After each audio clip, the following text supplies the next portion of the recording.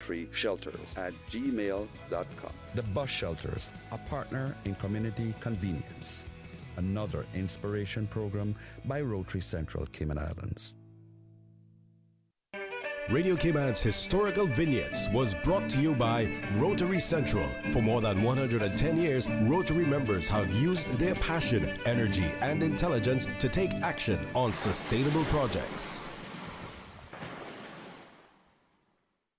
Talk Today is brought to you by Subway, open 24 hours in Countryside, Anderson Square in Georgetown, and Centennial Towers in West Bay. And by the Ministry of District Administration. Explore your history, explore your land, explore your sister islands. And Cayman Airways. Call them on 949-2311 to book your nonstop flights to Los Angeles and Panama. And Digicel, Cayman's bigger, better network. And Doctors Hospital. Peace of mind is important when life happens. Doctors Hospital, always there for you. Call 949-6066. But I do have some questions. There are more questions than answers. Cayman Islands' foremost listeners participation program. Talk Today. What is on your mind, Cayman? If you are ready to talk, we are ready to listen.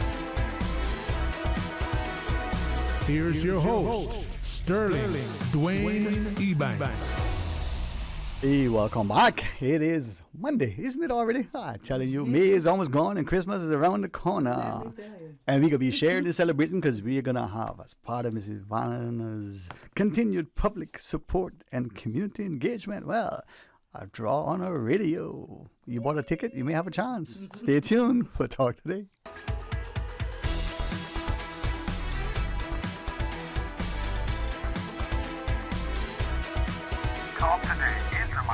Avoid any statements or comments which are abusive, derogatory, malicious, or defamatory. Do not use indecent language or make any statement that is false or misleading.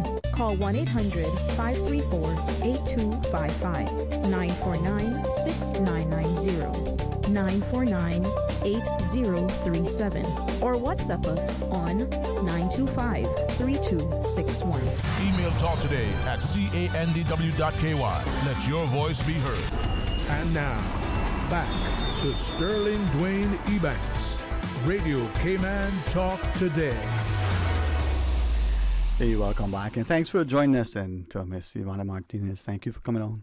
As we do what we've been doing for a number of years, I think, as I understood it, your intent was, hey, I can do this as public as possible so people can at least see that there's a semblance of accountability and transparency and all those good things that we do. Absolutely. But the public acknowledge the support of sponsors as well as, others who have purchased to contribute.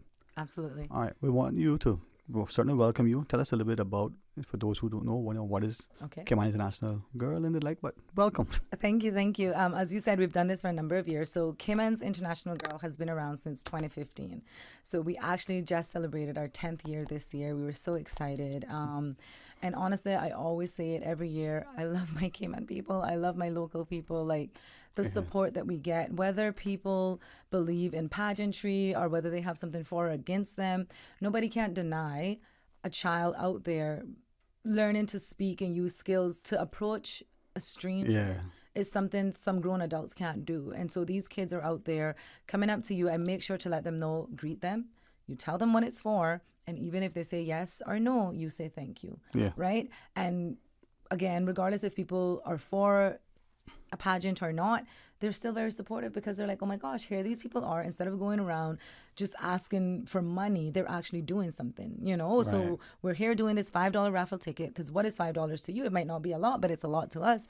Or even if it's a lot to some people, they're still given that. There's the willingness. Right? It's the willingness, and it helps, and it goes such a long way. And so we're always so grateful to the community. They're always very, very helpful and supportive. And you have some that they just keep walking and going. And I'm like, you could still say no. There's nothing wrong with saying no. Don't ignore the child, because then, you're killing their little confidence when they're there trying to speak to you. But then it's also building it. So I just encourage them to, doesn't matter, just keep smiling and say thank you. Have a great day. And we've had some that turn back because of the way the girls still respond, and then they give their little $5, And when they're saying, your young lady is saying have a great day, it's not condescending. It's genuinely. It's genuine. Enjoy your day, right? It's genuinely enjoy your day. And I've observed from a distance as we have had these discussions. I've happened to, if I can say, draw alongside, because you have, and the parents and all the others have allowed these young ladies to develop, to mature, to become independent, to become confident. The things that we want of our people. Absolutely. But to understand that you got to put something in to get something out, and so on. You've taken them away, they travel. Absolutely. You've started to blossom. Yes, absolutely. We definitely teach etiquette training, which is how to use a knife and a fork, manners, good morning, good afternoon, simple things like that people forget, and simple things like that people don't know. You'd be surprised. And so it's a community service, it's a family-oriented youth development program, because even if we're teaching the girls how to use the knife and the fork, the parents are there and they're looking as well. And they're learning. Because I've had some say, I didn't even know how to do it. Well, trust me, I have I am eternally grateful to my sisters. Very early on, I don't remember what are the little pieces are called. I hopefully remember some of the little things and tips that they've given me, but I definitely vividly recall being at a function, young teen, something important apparently, and I was honored to be able to attend, and my sisters dressed me up and got it all set up. And at the table, they said, this is what they expect. I remember, they sat me, and we didn't even have some of the plates in the house, but they said, expect this and whatever. How they knew, I never did even ask. Mama must have taught them. And I think you start from the outside and work your way in, unless there's something and you skip something and whichever. Oh, well, all right. No, little bits and pieces, right? And this happened. I won't tell you how old I was, but put it this way, not much beyond teen years. And it happened again in the early 20s now, when I'm much more independent. I feel like I know a little bit more. And at this table, turns out that the young fella sitting next to this guy who is presumably the fella why we're there, and how I got to be, who knows, but that was part. And the table came and the stuff came, and I opted to take this particular utensil because that was when my sister said, no, make sure this is the one you use. And you wait till, your host picks up and you follow what they did. Yes. So I go, well, he picked up the wrong one. I know that because I memorized this thing. I said, nope, I'm going to pick up the right one. Conversation transpires, right? Later on, he says, I noticed you did that. And, everybody else followed me. You didn't. And I said, well, my mama said, if Jack jump off the bridge, you going to follow him? First, he didn't understand what I said. Right. So if I used to say, and we had that conversation, that led to so much. But I said, just because somebody does something and you know differently, right? Yeah. No, and I apologize if you felt offended. He said, no, but you do not realize, oops, inadvertently I picked up the wrong one. You see? Magazine Makadu. Yeah, right? yeah. And later on in life, and I'm much more confident now. I ordered something, and the Somalia comes out and goes, oh, you can't order that with this. And I go, say so, I paid for it. And I want it this way. Why I say that is that I was speaking to one of your parents just recently in one of the supermarkets. Yes. To see that young little child now become this very independent. And 10 years she's, later. oh man, amazing. And you can see it. You can see it. You can see it in their development. You can see it in the way they speak. You can see it in the way they present themselves and the way they carry themselves. And that's the point of this program, right? It's a youth development program. It's not just about going on stage, looking pretty, dressing up and makeup.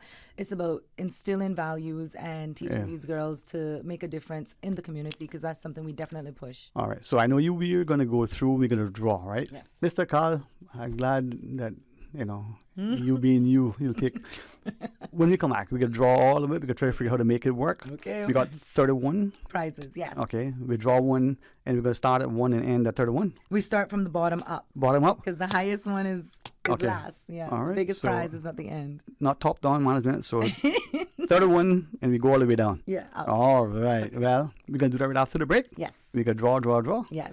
Miss Ivana, I'm looking forward to joining you in this. Thank to our you. listeners, stay tuned. Thank you. This summer, discover adventure, magic, culture, nature, and so much more with Cayman Airways. Airfares are now on sale for travel this summer. Visit New York, Denver, Los Angeles, Miami, Tampa, Kingston, Montego Bay, Panama, Havana, and La Ceiba. But hurry, sale ends June 1st. Call 949-2311, contact a travel agent, or book online at CaymanAirways.com. Make this your best summer yet with Cayman Airways.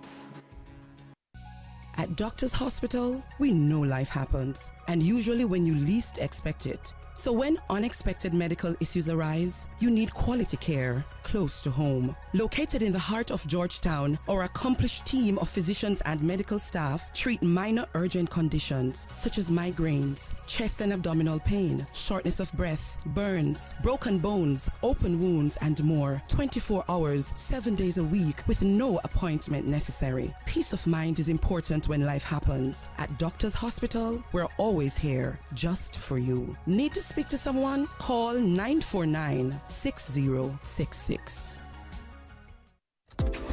Find your dream car with a Cayman National Vehicle Loan. Enjoy 100% financing, up to 8-year repayment, and a 7% fixed interest rate for the first 5 years. For eco-friendly cars, we'll waive your commitment fee. This only applies to new vehicles. Call 949-8300 or email lending@caymannational.com today.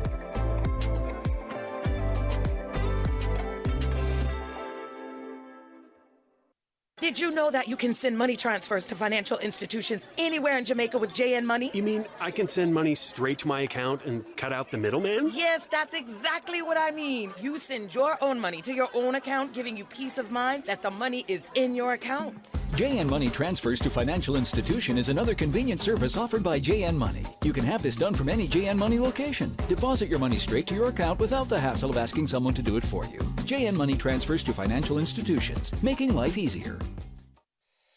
Ladies and gentlemen, have you heard the news? Digicel is back with exciting offers that are too good to resist. Activate one of our brand new prepaid or postpaid plans today and experience telecommunications like never before. With more data, dedicated entertainment options like Netflix, YouTube, Spotify, and endless social text data for all your favorite platforms. Digicel is here to make sure you stay connected and entertained.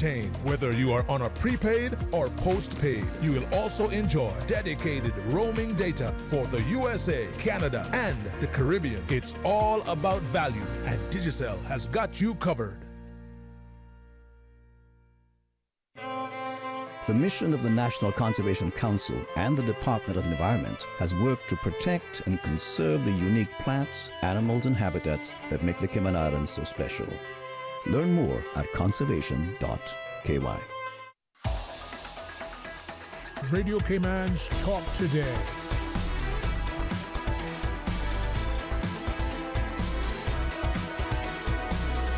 What is on your mind, Cayman? All right, welcome back and join us as we're going to go straight into it. Cayman International Girl, Ms. Ivana Martinez.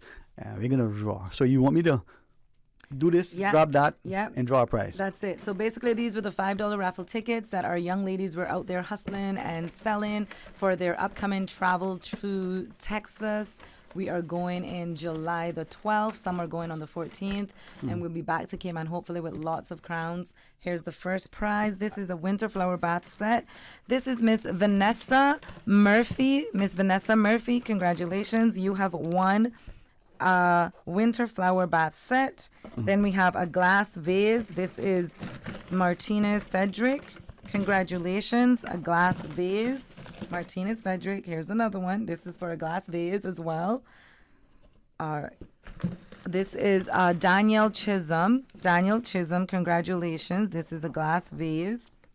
Now we have a Bath and Body Works candle. I didn't bother to look at it because I can't see. Estelle Robinson. Estelle Robinson. We're trying to get through all of these. It's 31 prizes. So here we go. Kirk Freeport, $25. We have a Nick Ford. Nick Ford. This is a Kirk Office. This is a Kirk Office as well. Andrew Townsend. Thank you so much for your support. Thank you for spending those $5 with us. Thank you so much. Here we go. This is 30 minutes pass for Strike Zone. Thank you to Strike Zone. This is a Odilma Brown. We have another Strike Zone. This is Jillian Bedaz. Is it Bedaz or Bedazzle or Bedazi? It says Bedaz. So maybe I'm saying it wrong, but the phone number is on there.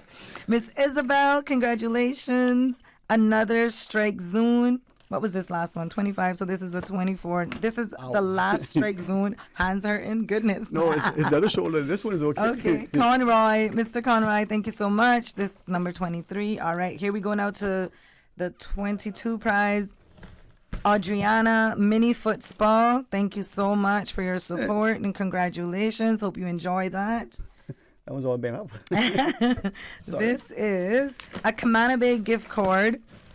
A Camana Bay gift card. Annalie Martinez Castro. Annalie Martinez Castro, congratulations. Denise Johnson, Camana Bay gift card. $25 Camana Bay gift card. Another $25 Camana Bay gift card. This is Steve Parsons. Thank you so much, Mr. Steve Parsons, for helping these young ladies go and represent the Cayman Islands in Texas. This is another $25 gift cert. This is Andre Powell. Thank you so much. Now we have a Kirk Home Center gift card for Chris Jackson. Chris Jackson, thank you so much for your support. $25 Kirk Home Center. This is where Chris Jackson used to work there. Wouldn't that be strange? We have $25. $25 for Blue Salon, Mason Dixon. Mason Dixon, thank you so much. There's a Mason Dixon line somewhere in the States. Oh, boy. $25, Kirk Freeport, Cindy Jefferson. Miss Cindy Jefferson, thank you so much.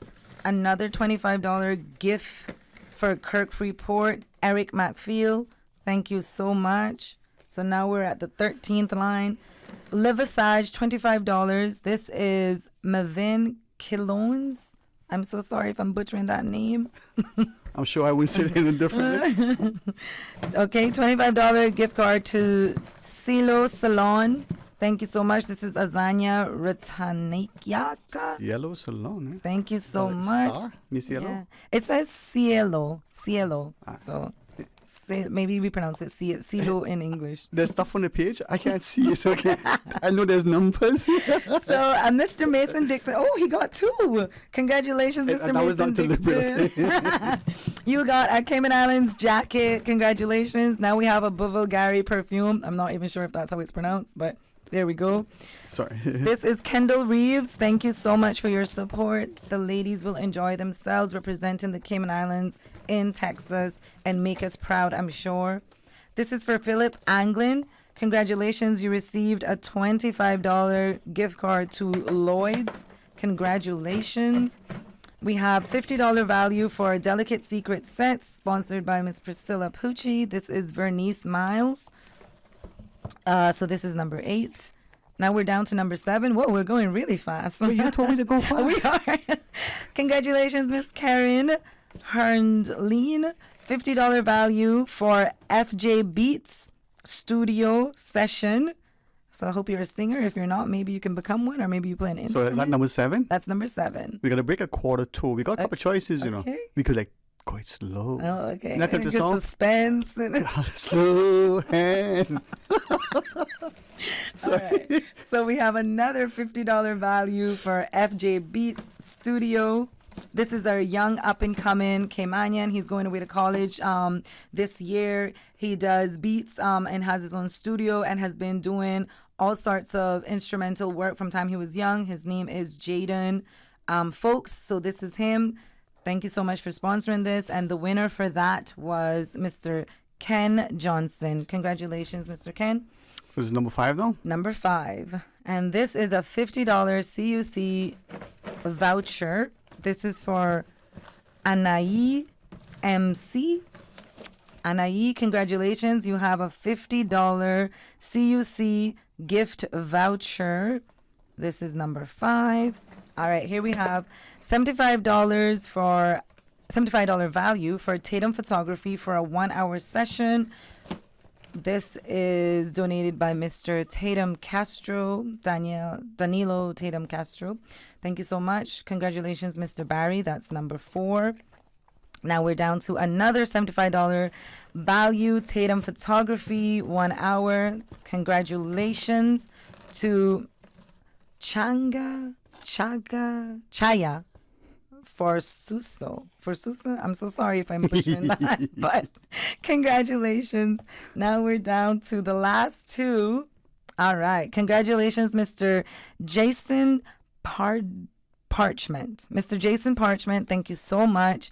This is $100 value for Makeup by Aziza. She's another up-and-coming young Caymanian.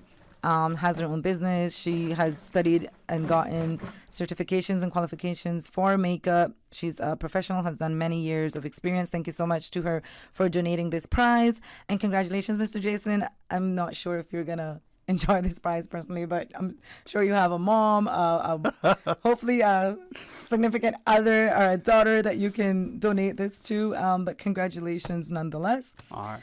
Now we have our final grand prize, and this is an Android tablet, 13-inch. It is 6 gigabytes plus 64 GB. It's 10 inches, and it is a lovely prize. And I want to thank you so much, again, Cayman Islands, for your support, for helping these young ladies. We have another raffle again in July. So if you see us out at all the different locations, thank you to Foster's. Thank you to Cost You Less.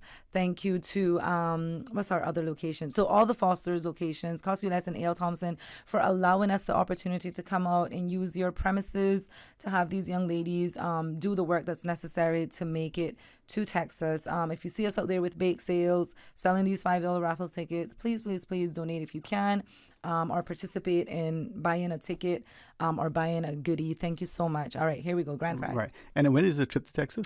It is July the 12th, and some are going on July the 14th because the competition actually starts on July the 15th. Okay. And then many of the, sort of the sponsors. Yeah, and so we have 17 girls going, and we're very happy for those who have sponsored us. We also want to thank Ministry of Tourism. They also gave a great donation to helping the girls go away for this. And in the end, it is tourism based because when Cayman goes out there and represents, people are seeing, people are looking, we're meeting people, we're letting them know the Cayman kind, and then they're able to come back and want to come back. And we have had people that say we're going to come and visit, and they do.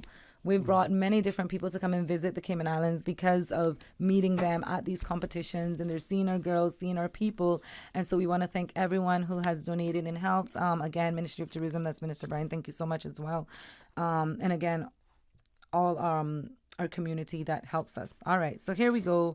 Congratulations, Mr. Sheen Rankin. Sheen Rankin, you are the proud owner of an Android tablet. Thank you so much. And that is the end of our 31 prizes. And we do it again in July, perhaps? Do it again in July. That's what it says. Let me see what the date actually says on the little paper. I have it here somewhere. What does it say? July the 8th. July the 8th. That's 8 days into July. So we got to do that. I have to book a date for you. You want to do it again on air? Yes, yes, please, always, because people need to know we're very transparent and how it's happening. And No I didn't put my hands in there. It was not even me. So yeah. I closed my eyes. And picked. Kind of like how some people pick their spouses. This kid. Jeez. Sorry. Whoa. What's happening? I'm just kidding. But the joy to watch, even, just in a few months, the young ladies and what you're teaching them from the etiquette, but also the sense of confidence. They're not begging and asking. They're inviting people, and it's been great. Thanks, to you and the other adults, that the parents come along, but the people who buy the tickets to be supportive, recognizing, but then the sponsors, the businesses, the individuals. It may seem, for some $25, for some it may be $500. It's not so much only the amount, but the willingness. We do have a generous community in that respect, but there's a lot more that needs to be done. Yeah. Taking those young ladies in particular safely, getting them to be ambassadors, getting them to experience something. That level of education goes beyond the classroom, and it's a lifelong lesson. So thank you. Absolutely. And it starts from young. People need to understand that these kids, even though they're young, they're listening, they're sponges, they're getting it, they're seeing what's happening. Yeah. And you can see the transformation right before your eyes, even in a couple of months, of how they just change and bloom. Yeah. And I mean, it's for me to, accept your offer. Hey, can we come on to do this? Let's do that. Because it gives us that sense of, we want to do this thing. We want people to see as best as we can. I unlike the last time. So I was a little more conscious this time. I came away with all kind of little cuts on my We made feet. sure to take out all the staples. I told the girls, please help me with the staples. Thank you. So I apologize. That's... But we are always grateful No. to you, Mr. Sterling, for always accommodating us, for always bringing us on here and letting us be able to do it. Radio Cayman, thank you so much. They help us each year for these girls to do their speeches, recorded right here at the end of the year. We're just so grateful, honestly. Thank you so much. But this is our partnership, and this is about us doing however much or however little to ensure that our young people feel nurtured and supported. Absolutely. They have a sense that there are people there who want them to not just excel and succeed, but to actually be able to feel that, you know what, we see in you what it is that we want you to see in yourself. And children, they say, live up to their expectations. So let's set the bar high. And thank you for doing that. All right? Thank you so much. Well, we're very much grateful. Like I said, since 2015, and the support is great. And I've seen the changes. I've had girls who started when they were young, and now they're obviously 10 years later. And they're getting jobs, and they're coming back with the feedback of, I've been told my interview skills are so great and that I have discipline, because it takes discipline to be able to organize your day and to stick to it and be determined to be able to come to the practices, to go away and have your outfits scheduled and everything ready to go on stage. Like, all of that is so much behind it. Yeah, man. And it's important. And I'm hoping that our takeaway as a community is that we draw alongside each other. We support, we encourage, we nurture, we hold each other accountable because we're willing to be accepting of our own individual responsibilities.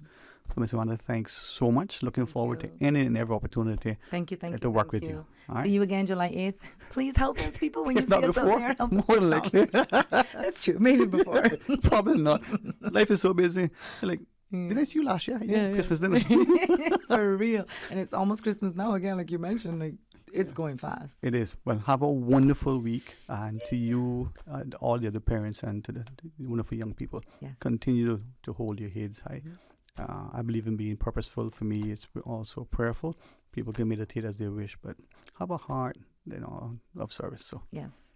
Thank you so much, guys. And again, if you see us out there at Cossey and Foster's and A.L. Thompson, please, please, please support the girls. And even if you can't, just give them a well wish and say, good job, and keep going. And just encourage them and tell them that, we're there to support them and we're behind them all the way. Even if you can't give money, words matter, and you can give them words of encouragement. Thank you so much. All right.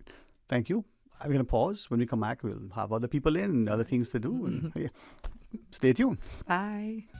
At Doctors Hospital, we know life happens, and usually when you least expect it. So when unexpected medical issues arise, you need quality care close to home. Located in the heart of Georgetown, our accomplished team of physicians and medical staff treat minor urgent conditions such as migraines, chest and abdominal pain, shortness of breath, burns, broken bones, open wounds, and more. 24 hours, 7 days a week with no appointment necessary. Peace of mind is important when life happens. At Doctors Hospital, we're always here just for you. Need to speak to someone? Call 949-6066.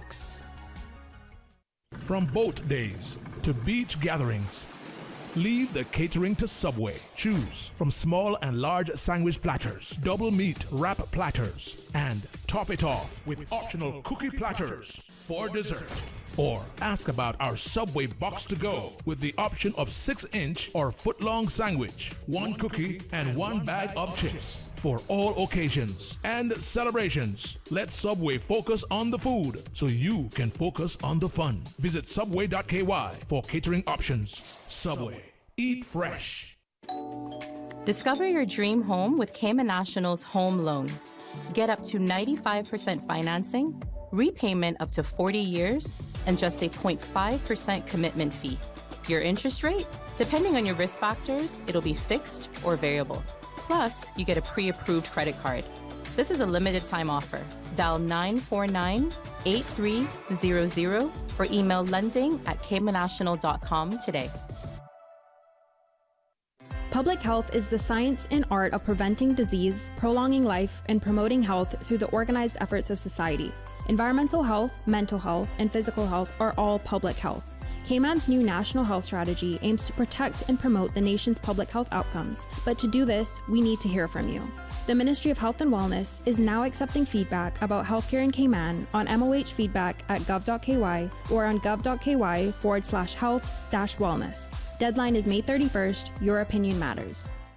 Time to sign up for the 4th Annual Enviro Walk Cayman. Taking place on Sunday, June 9th at Safe Haven, this 5K walk run aims to bring awareness to environmental issues. Since 2019, Enviro Walk has encouraged participants to protect our environment. Enviro Walk is a fundraiser for Girl Power, Miss World, and Miss Supranational Cayman Islands, and donates to an organization who the participants feel is helping with environmental causes. Early bird pricing available till May 15th. Register at Cayman Active or Tickets Plus. See you on June 9th at Safe Haven. For more info, contact EnviroWalkCayman@gmail.com.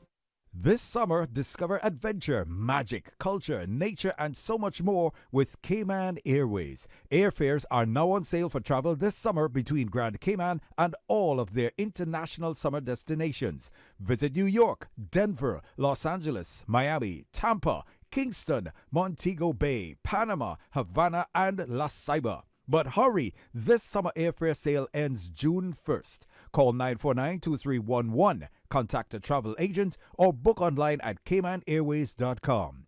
Make this your best summer yet with Cayman Airways. Radio Cayman's Talk Today.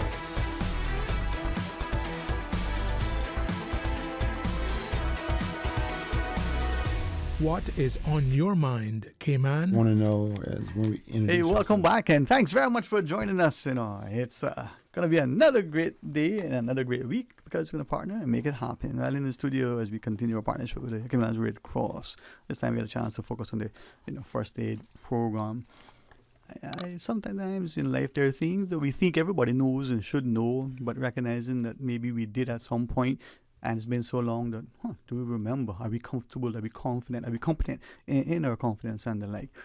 And to know that this training sometimes isn't as difficult as we thought, isn't as inaccessible or unavailable.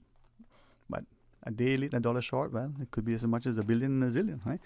Well, gentlemen, thanks for coming on board. And as I'd ask Peter first, start with you, brief intro, and then, to you, Mr. Watts.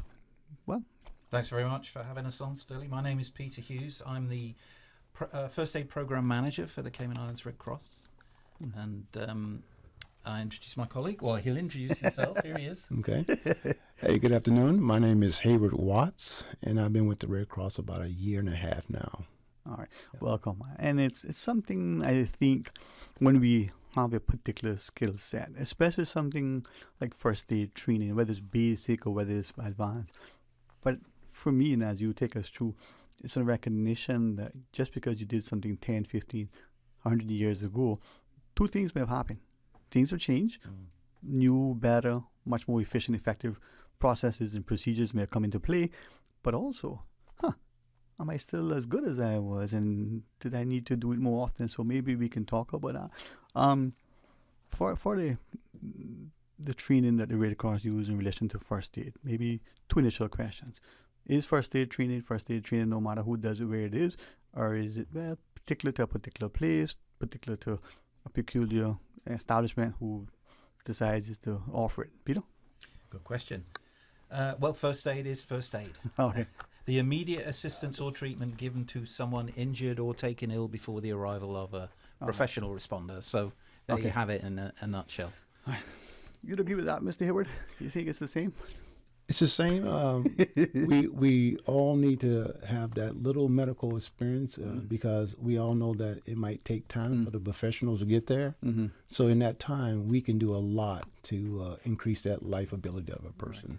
Right. And there is something, when something is happening, whether it's, in a familiar setting or whether you happen upon it, whether it's a public space, there are many of us who immediately snap to. I mean, we just got it. And then those who freeze. Yeah. For different reasons. They call that the fight or flight, don't they? Is that what it is? Okay. The adrenaline kicks in, and it does one of two things to it. Either immobilizes you, or it will trigger the things that you've learned and your experiences and so on, and make you useful in a situation like that. So therefore, my perception is then if you are comfortable, if you're knowledgeable about something, you may tend to respond positively because you have this, not this misplaced sense of self and worth and expertise, but confidence, and that training gives you that leveled approach. That's my view. Is that accurate-ish? Absolutely, absolutely. You hit the nail on the head when you were talking earlier about the things that make first aid important.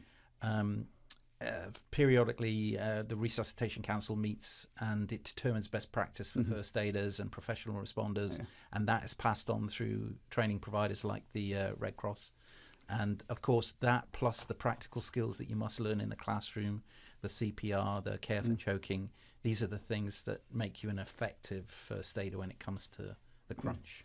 And I want to ask a number of things, because I think as we watch not only AEDs coming into play, but how we approach first aid, from compressions to mouth to mouth, for instance, are there still the things we do? But first, can we ask, if someone's interested in a program, well, what's involved in the program? I want to learn how to ride a bike. I need to have a bicycle, perhaps. Do I need training wheels? Do I need to have a safe space where if I fall? So what does the program include, the first aid training program? Right. Well, what perhaps the easiest way to answer this is to tell you that first aid is available for, there's no minimum age for first aid. There's no maximum age or disability that precludes you from first aid, from a first aid training. So we'll train anybody, and within their limitations, they will be able to achieve something. It might not be full certification. Right. And I like the fact that you say there's no minimum nor maximum age, because sometimes we think, and even by law, but even by practice, we'll say, oh, you're too young, you're too old. But a very mature, like 10-year-old, for instance, may benefit from coming along with parent or some other adult, even if they only observe and attentive. They may have something that gives them an interest. Yeah. Is that what I'm hearing? If all they take away from it is that they need to call 911 if grandma's collapsed on the ground and there was an incident of that, here. So, yeah, and it helps, right? How do you call? Who do you call? And that child is now sort of empowered. Hear it from that perspective, though. Peter's point is that there's this training, but who comes to the first aid training? Well, we invite everyone, all walks of life. Anybody from all walks of life come to our training. We have professionals, anywhere from lawyers to all the way to caretakers, which is a main portion of our students that come to training. But we've also had parents that will have their teenagers come, and they will sit in training also and get the training too with them. So teenagers that's doing babysitting, and they need CPR training, so they will come to training with their child. We want to maybe ask a number of things in our discussion as we come back from our news break, and in particular, first aid training. Hopefully, I don't use the word CPR or the phrase and assume it's synonymous, but an infant versus an adolescent versus someone who is 80, 90, 100 years old. If it's different approach, different training, different techniques, or if it's one size fits all, maybe we can expound on that. And then what about, for want of a better phrase, water safety? We have lots of pools and beaches and the like, and we're out boarding, in a particular skill sets that we need. Maybe we could talk about some of that in addition to, well, I decided to do first aid training. Is it a 1 hour? Is it, 50 hours, for the next 5 years? So people have an expectation. Would those be some questions that we could also ask? Absolutely. All right, we're going to pause, right, Mr. Carl? Going to take a break. We can take some phone calls if people want information specifically, and hopefully we'll extend a warm invitation. Our guests feel not just invited but welcome, and we can have some information that is beneficial. That's the plan anyway. So stay tuned for Talk Today. Information, entertainment, inspiration. Covering Grand Cayman, Little Cayman, Cayman Brac. Since 1976 till now. Radio Cayman in the Cayman Islands. From Radio Cayman's newsroom, this is Headlines. Local, regional, international news. The Headline News is brought to you by Kirk Market and Health Services Authority. With a look at your latest headlines, I'm Dwayne Ebanks. Set for trial later this year, Janoy Dunkley faces allegations of rape stemming back to September 10th last year in the Ryan Retreat area of Georgetown. He has pleaded not guilty to the charge. The trial is expected to last a week and is prosecuted by Neil Kumar from the DPP's office, with Dunkley's defense led by Brady's attorneys at law. The trial is scheduled for October 14th. In regional news, as Guyana marks its 58th year of independence from Great Britain, the U.S., through the Secretary of State, Anthony Blinken, has reiterated its steadfast support for the nation. The Biden administration says it looks forward to bolstering trade, advancing towards net zero emissions, promoting transparent government, enhancing healthcare cooperation, and defending human rights while maintaining regional stability and fighting regional illicit activities. The Pan American Health Organization has called on nations in Central America, Mexico, and the Caribbean to ramp up dengue prevention. PAHO's recent alert emphasized the need for improved surveillance, diagnosis, vector control, and health service readiness to manage patients and prevent health service overcrowding. Dengue fever, often asymptomatic, is transmitted by mosquitoes. That's your latest headlines. I'm Jevy Ebanks. More news available at www.radiocayman.gov.ky. Check out our social media pages: Facebook, YouTube, X, formerly Twitter. Radio Cayman Headline News.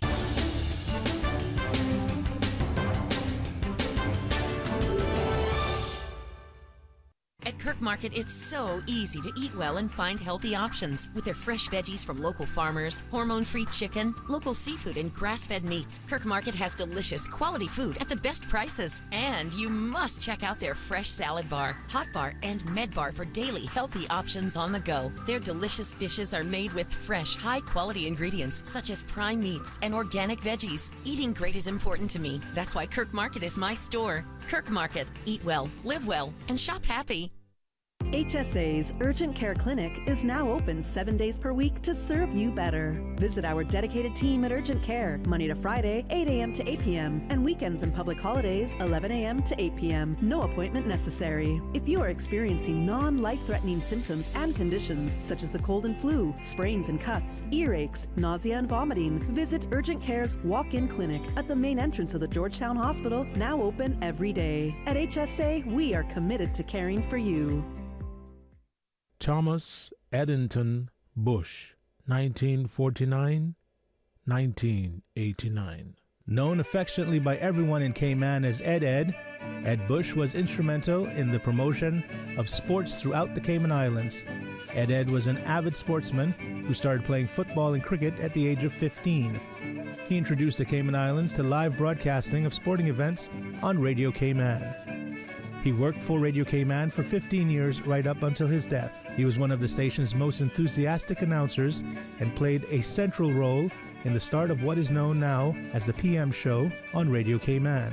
He was honored posthumously for his significant contributions to sports in West Bay when the Ed Bush playing field was dedicated and opened in 1994. Radio Cayman's Talk Today.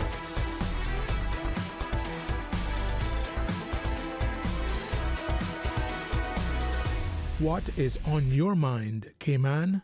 Hey, welcome back, and thanks not only to the Cayman's Red Cross, but their volunteers, their trained staff, those individuals who are willing to put themselves in a place that they can offer up meaningful, genuine, immediate help that is impactful in a positive way. So, Peter, to you and Mr. Hayward, thanks for joining us. As we talk about first aid training and the programs offered you were sharing, certainly take us down the path so that we understand when and how and cost and the importance of it. But I wanted to ask about the training. But first, if we were doing first aid, someone was listening, maybe it was a requirement of their job, maybe the employer said, listen, you're an account manager, but for whatever reason, we want a team leader who knows first aid, so we're going to dispense you, you're going to have to do it. What sort of investment? How long does the course take to complete? Okay, so we have classes on Saturday, which is generated for our public, and that class is from 9 to 3, and that's about 5.5 hours of training, which includes our breaks and lunch, of course. We also have a night class. That class is 5:30 to 8:30 for 2 nights in a row, usually scheduled on Monday and Tuesday. So it doesn't take long to do the training. It's just your willingness to come in and do the training, or your employer has assigned you to be there to do the training. Yeah. So just for my benefit, you can do it on a Saturday, 9 to 3, one day, and it's over 2 nights for 3 hours ish. Yeah. And you issue your certification at the end of the training also. Which is going to be valid for 2 years. And that's the other thing. Like many things, I think professionals in certain industries understand that, continued education, or they need to be, otherwise they're not able to be licensed or recognized by their body. This is only 2 years. Similarly, you got to go back and get recertified, refresher. Yeah. Absolutely, yeah. Right. Okay. Good example, local company, Cineco. Yeah. Cineco requires that all caregivers employed with Cineco patients have taken not just the first aid course, but the Red Cross first aid course. Specifically the Red Cross.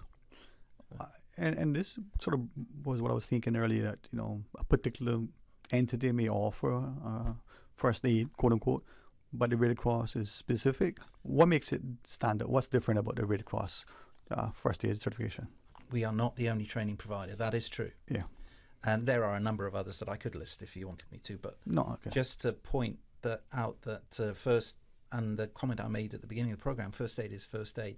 Whether it's being trained to you by a diving organization like PADI, for example, or whether it's being taught to you by American Heart Association or American Red Cross, Cayman Islands Red Cross, the training you're going to get is principally is the same. So, yeah, I guess too, it's kind of like, I like baking. I love chocolate. All chocolates are created equal. Right, but Cadbury's is best, right? No. Let me disagree with that. So it's kind of like that, depending. All right. We pride ourselves on, we think, being the industry leader in first aid training. It's recognition, right? And it's credibility, and it's portability, and people would say, "Oh, you did a first aid training." Well, so is PADI and the like, right? Yeah.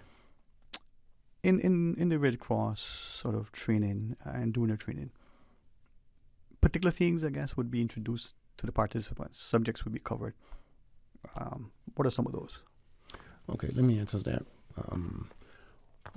One of the subjects that we teach, of course, is bread and butter is CPR for adults, children, and infants. And we also incorporate choking for the same. Bleeding control, which is part of our first aid training. And then the most importantly, just like we've seen very recently, the AED.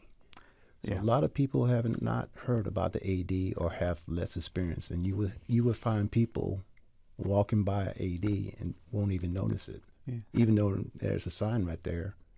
So I always ask people, "Hey, do you shop at A.L. Thompson?" Yes, I do. Have you ever seen an AED?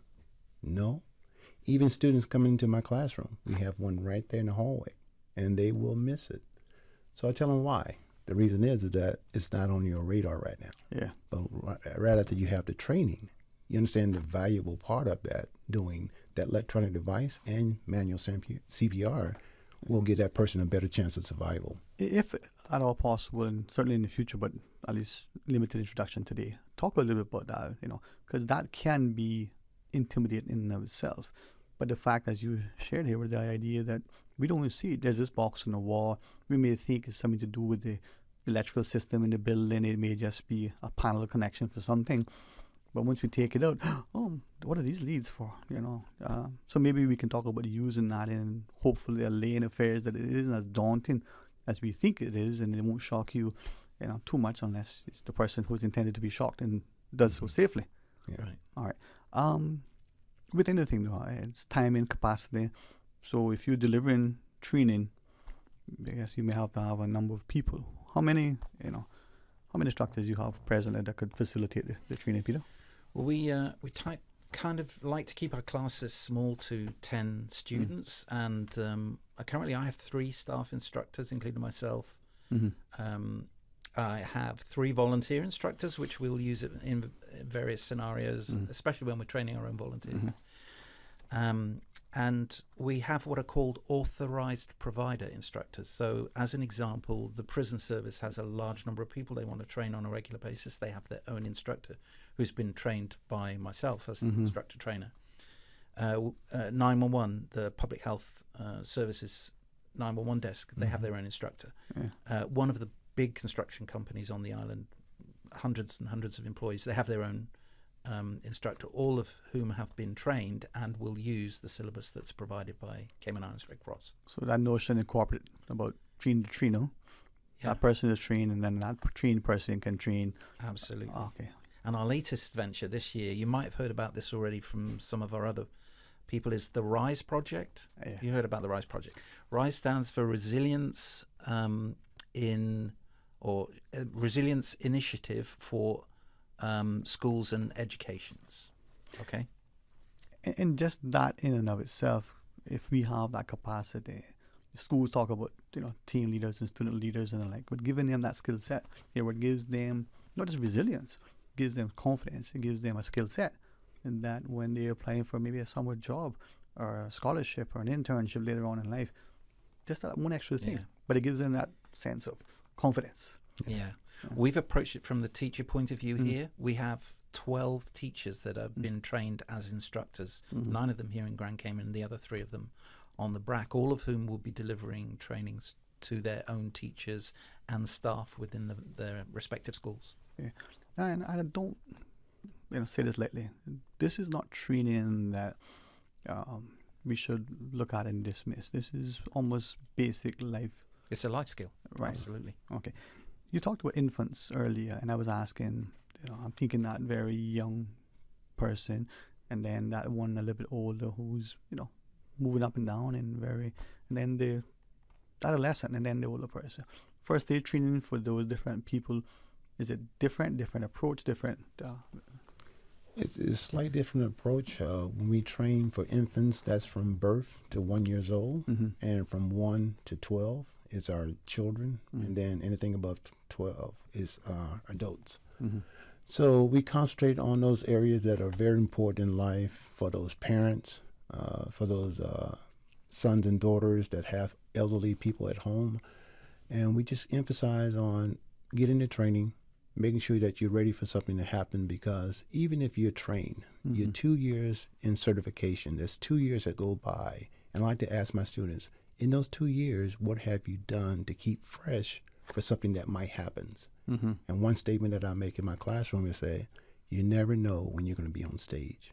Yeah. So you're always in preparation of what may happen. If I dare may ask, akin to riding a bike, let's say someone has done the training 15, 20 years ago. Thankfully, never had to put it to use. Everybody and everywhere has been safe, but decides, better go back and get refreshed, retrain. Is it like riding a bike? You haven't ridden in a while, you get on it and you're a little wobbly at first, but in short order you're moving, or you're going from a geometry class to now you're doing Latin. And you're like, whoa, this is French to me. Absolutely. It's like riding a bike, because things do change, as we pointed out already, but first aid, bleeding, burns, broken bones is common sense. In fact, what we say in the classroom is 85% of what you learn in a first aid class is common sense, and the other 15% is some practical skills, which you may not have learnt before, or you may need to practice again. Right. I reflect on, as you said, that the notion that there was a time, maybe because of public perception, we used to do mouth to mouth, and then they introduced this little device where if you had it on you, because people for whatever reason were a bit reticent, but I've come to understand that maybe you don't need to do mouth to mouth. Is that true? Is that a misconception? Help me understand. Yeah, there's the American Red Cross has what they call it's basically citizens CPR. Now, if you are an untrained person, common sense says, and you've watched all the medical dramas and everything else, that if you pump consistently on somebody's chest, you may help to save their lives. And American Red Cross agrees with that. Okay. They say citizen CPR is something that they will accept without training, but that if you wish to give proper cardiac care, then that needs to be done chest compressions and rescue breaths in the appropriate combination. And there is where sort of maybe in the Cayman context, for those who may watch North American television, US in particular, those dramas, or who may be familiar with that jurisdiction, and the British one a little bit different. Sometimes, yeah. Okay. But here, if I'm getting it, then at least properly doing the chest compressions is at least potentially helpful. It is helpful, but we need that 100% of circulating oxygen and blood in order to keep the vital organs alive until we can get to a higher level of care. So we do encourage that, but we also encourage people to protect themselves. which have equipment on themselves, like a face shield or a pocket mask. So those things are out there to be used in case you don't want to, again, have contact with someone. You do have protection that will, facilitate you doing the job 100%. I was rustling around in my pocket then to show you my face shield, which is sitting in my CPR pouch with my gloves, of course. Always be prepared, right? Absolutely. You never know. Yeah. When you're on stage. Stage. What was I saying? All the world is a stage. Yes. And this is where I think having that training, allowing the citizens of a country to be so equipped that they understand the importance. It isn't an expectation. It's just preparation, just in the eventuality. Right. Correct. Right. I say this and I hopefully commend them and say it with as much love and respect as I purpose in my heart. The idea of the CERT programs and what Red Cross has offered through those community members, I think that is phenomenal and essential to a community's empowerment. Your neighbor has an issue, a visitor to your home, that may mean the difference between life and death. Absolutely. Knowing that. Yeah. With that though, there are a lot of things happening during the week. There are many of us who would like to do something, but we'll get to that at some point. Do you by chance know, in the course of a year, it's still 52 weeks in a year, right? You haven't changed that, right? How many people in a year that you probably would train? Well, we've increased our instructor capacity, and I would expect this year to be training somewhere in the region of 2,000 people within the programs that we offer, and that it's been consistently 1,500 people a year for the last 10 years. So this is statistically 100,000 people in our population, 1,500. Yep. It's 52 weeks in a year. Do the math here, but that's not much. Yeah. No. But it's better than none. How do we get more of us involved? Because I think there are those of us who are afraid, what if I do something wrong? Someone else is going to do it. It's probably better not to do anything because how do we overcome some of those things that we tell ourselves to justify our inaction? One word. Training. Yeah. So obviously it's something we discuss at the training. We talk about the Good Samaritan laws. We talk about how you protect yourself by getting consent from the victim. All of that is part of the training. Okay. But someone you just happen to be in a space and someone seemingly unfortunate to be a practice these days, suddenly this thing happens, the person is incapacitated, or at least incoherent, or is unable to say yea or nay. What happens then? Is that a question we could ask publicly, or is it better addressed in our training? Consent, you're talking about? Yes. Yeah. So we actually talk about different types of consent that apply to different situations. Verbal consent is obviously, hi, my name is Peter, I'm first aid trained, can I help you? But if that is not possible, for whatever reason, whether it's because the victim is already unconscious or they're incapacitated in some way, or they just don't understand your language, then implied consent is your option. And that basically it reads, if the victim's condition is potentially life-threatening or you view it as that and they are unable to give verbal consent, then you go ahead and provide care anyway. Okay. A life at the end of the day is probably at least you tried. Absolutely. Exactly. Yeah. Something, Peter, you said, I think your phrase, medical training. Now, for many of us, we did better in the arts than we did in the sciences in school. We don't even watch the medical dramas and the like, so we don't think that that's for us. To what extent we need to have that level of skill set to become CPR and do the first aid training? Well, we're not training to be professional responders, as you understand. And, right. Really, it's like you say, it's a life skill, and it's nice to be able to do something for somebody. You may do this 6-hour training and you may decide that CPR is not for you, or you are so disliking of blood that you will never be the person that deals with a bleeding wound. Those may be decisions you make during your training, but there'll still be some information that you take out of that training that's going to be of some use to you in the future. We are, at least from my from my perspective, in the Cayman context, everyone, including myself, who've had, to whatever extent, had to call 911, on the other end has been not just a competent, but a very reassuring professional, confident, calming, and they guide you through. So that to me is a great testament. But on this end, the person initiating the phone call needs to have something that generates that call. So my question is, if we do the training, that probably give us that level of confidence that at least feel, you know what, let me at least make the call. I won't do the CPR, I won't do the other stuff for the fear of blood or whatever, but I can call. Is the training then giving us that confidence, that empowerment? Yes, it does. What I teach in my classrooms is that once you have the information, once you have the knowledge, it gives you the confidence to step forward. So there's no lacking behind or stand back, because you would want to help, because once you know, you do. So that's one of the things that I kind of emphasize on my students is that, hey, just relax and get the information, and then that's going to give you the confidence.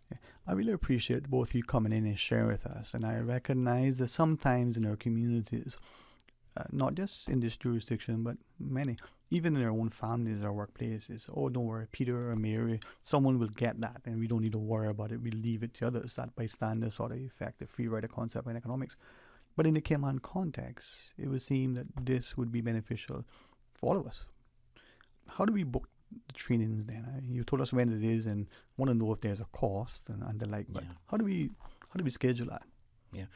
Well, some of our trainings we do provide for free, obviously to volunteers and certain groups in the community. We will offer trainings for free or discounted prices. Typical cost of our training, though, 125 CI for the 6-hour training. Keeping in mind it's a 2-year certification, and we haven't changed that fee for something like 8 years now. Would still term it to be good value for money.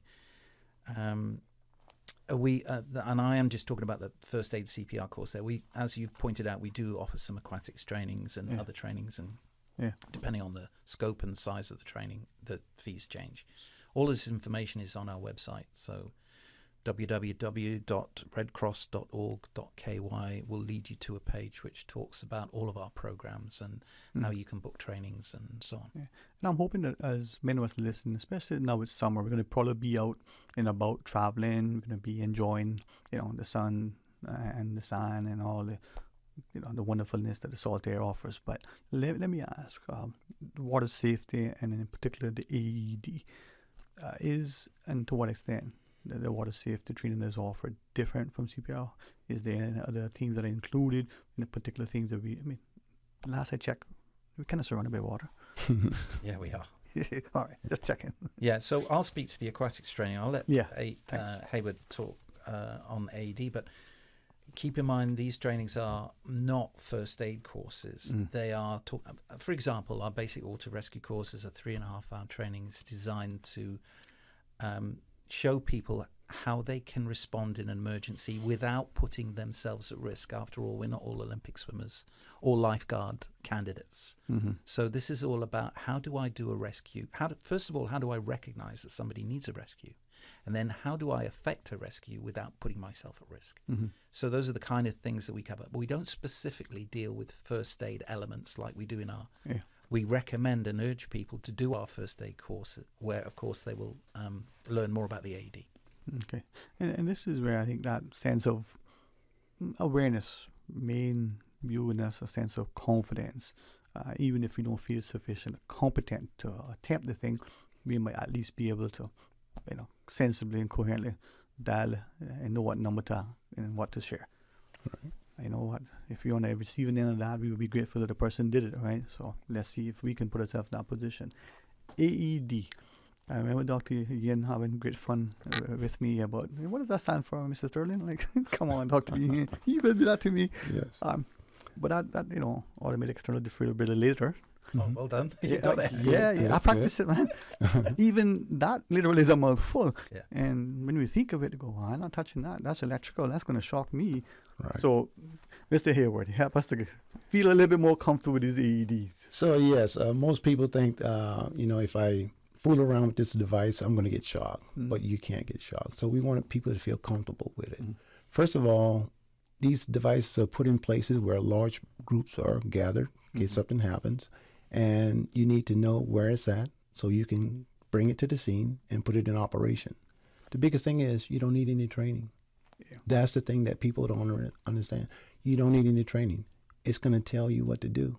As soon as you turn it on, it's voice activated. It tells you everything to do. Yeah. So once you get comfortable in learning about it, and we tell you all about the AED and make you comfortable with it, put it in operations and stuff like that, you feel different. Mm-hmm. And you understand that you doing manual CPR alone could help someone, but that AED might change that path of that person's life. So we need that tool. We need that tool that's going to go along with CPR. Just recognizing, as you shared, that many of us will cross many buildings, even going into the classroom, probably even the business that we work. We know that they bought one because we were part of the fundraising effort to assist, in this case, probably the Heart Fund to purchase it. But where is it? Oh, it's right there. Every day you cross, it's right there. It even has letters underneath it somewhere. With that in mind, I'm not trying to make fun of anybody because we don't see what we don't see, right? Let me then ask, is it there are those who are afraid that if they try to use it, they could use it incorrectly? Is that possible? Well, just to give you a quick rundown, the device, once switched on and once the pads have been applied to the chest, all of which is given by a verbal instruction by the machine, it will analyze the victim's heart rhythm and only then will it arm the device to deliver the shock. Yeah. So in that sense, it is safe, given that you couldn't fool around and put the pads on somebody's chest and then give them a shock. Right. It needs to detect an abnormal rhythm before it will arm the device and allow you to deliver the shock. Right. And for instance, if it says to place it here and you place it in the wrong spot, depending on the manufacturer, they can detect whether a pad is placed incorrectly or not placed firmly. For example, clothing cannot be in the mix. It has to be pad to bare chest, that kind of thing. For that individual who happens upon someone and this looks like, two questions: how do we know that this is where an AED would be most beneficial relative to something else? Okay. So in the point of learning CPR, we go through a sequence of events that we have to check the patient for. And the two things that we're going to check for, and you have to remember these two things, is when you go on your list, you're assessing the patient to see if they're breathing or moving. And if they're not, that's when you initiate CPR. So that's what we teach, is the technique of how to go through the sequence to ensure that that person is not breathing before you start pushing down in their chest. Yeah. Okay. And again, having a level of training at least may assist you in trying, to help and not feeling at the end of the day, I wish I could have done something, then that guilt or whatever it is that comes, right?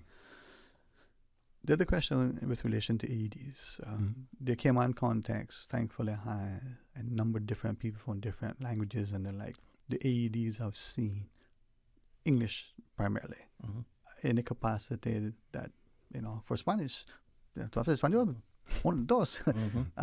Can it be talking to you in a different tongue? Yeah, it can. Have you ever you must have walked through Miami Airport. Thankfully, not in a long time. Not a long time. Well, even in any airport, every 100 yards or so on the wall, you'll find an AED. Yeah. The rumor is that in Miami, every other AED is set to be Spanish speaking, and that makes sense given the environment. Here in Cayman, our given language is English. Yeah. The majority of AEDs here are programmed to deliver their instructions in English, but they can be programmed to deliver instructions in other languages. So we take one down, we are familiar with it, but for some reason we speak French, and the one we take down is in English. Is there any way for that person to then say, nope, press 2, give it in French? No, it's going to be English only? Not to my knowledge. Okay. I think what they would have to do is get some kind of an interpreter in and obviously bring another person in on it. Yeah, I believe that to be the case. But the reason I was asking is that one individual only said, even if it's in a different language, it's sufficiently intuitive enough that you can probably follow along. Yeah. But even if you couldn't, there's always, chances are somebody else around who will speak that language. So don't. Okay. Many of the devices have a representation on the front that will take you through a cycle, which is intuitive. Picture instructions. Yeah. And usually medical devices have that, so it's made simple, and basically it's 1, 2, 3 steps. Right. Yeah. Well, I appreciate it. I'm hoping that, and I thank Dr. Freya Republic again for helping us to coordinate these discussions. I'm hopeful that we as adults in particular, but by example, but also, just through facilitating, allow our young people to appreciate the benefit of this training, to take away that initial sort of reticence. Oh, I'm not smart enough for that. Oh, that's a little bit too hard. Because we impose these limitations on ourselves. No way I can bake those brownies. Well, have you tried? Well, if you don't try, you may burn the first, couple of batches, but you get it there, right? This is no different, no harder. Exactly. All right, gents, I really appreciate it. I'm thankful for what you come. As we close the discussion out, first to you, Mr. Hayward and Mr. Hughes, what final thoughts you may want to leave with our listeners today? My last thought I want to leave is with the students who get training and they're certified is that don't stop there. When the class ends, don't stop there. Continue to read over your material. We have a handout that they take along with them. So keep your mind fresh on the techniques that you might need to employ at any time. And that's the biggest thing, because a lot of times I ask my students that's recertified, what have you done in those last 2 years? And most of them say 0. So don't stop at the class. Continue to educate yourself. Muscles, if you don't use it, you lose it kind of deal. Exactly. At least we kind of, not be as sharp. Yes. Mr. Hughes. I'd just say if you have first aid as a skill, or you were interested in knowing more about first aid, come be a volunteer with us. We cover events every weekend. We're out there every weekend covering events. We need volunteers who are first aid trained. That's one of the appeals that I find from organizers. They can say, and we have the Red Cross volunteers out there. And that gives a lot of the participants, whether it's a walk, run, whether it's a concert, whether it's some activity, that sense that help, competent, professional, credible help is not that far away. And I'm hopeful more of us now, with the demands in our time, will say, hey, let me get recertified or let me do the training. End of the day, if you try it and it's not for you, at least you've done it. You can't unknow, good or bad, right? That's true. We'd be glad to have you. All right. So, in closing, it's not that expensive. You do it for every Saturday, just about 9 to 3 at the Red Cross building. And then, our training room is in Cayman Corporate Centre, which is in Hospital Road. Keep calling that Red Cross building anyway, because that's right. That's where I've come most. Yeah. And then you said Mondays as well as on Tuesdays from 5:30 to 8:30. All right. Thanks very much, man. I'm glad that our community responds in a way. I'm glad that we recognize the importance of these skill sets, and they are life skills. Well, it's not easy, but thank you for doing it. Thank you very much. You do it, that means it's done well. Thank you for listening to us. All right, well, let us know how we can help, and to our listeners, the training that the Red Cross, the volunteers who do, there are many things that you can do, but very few that would be, as meaningful. So thanks very much. All right, let's have a quick break. And some open line when we come back, 2 o'clock. Well, we're going to partner with IMG. We're going to tell you about the pathways to change. So stay tuned for Talk Today. Find your dream car with a Cayman National Vehicle Loan. Enjoy 100% financing, up to 8-year repayment, and a 7% fixed interest rate for the first 5 years. For eco-friendly cars, we'll waive your commitment fee. This only applies to new vehicles. Call 949-8300 or email lending@caymannational.com today.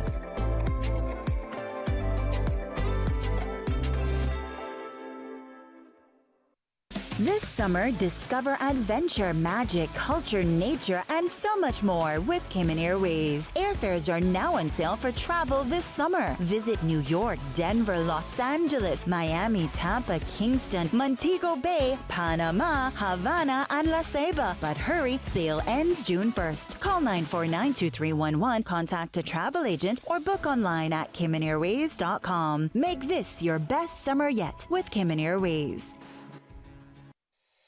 Ladies and gentlemen, have you heard the news? Digicel is back with exciting offers that are too good to resist. Activate one of our brand new prepaid or postpaid plans today and experience telecommunications like never before. With more data, dedicated entertainment options like Netflix, YouTube, Spotify, and endless social text data for all your favorite platforms. Digicel is here to make sure you stay connected and entertained.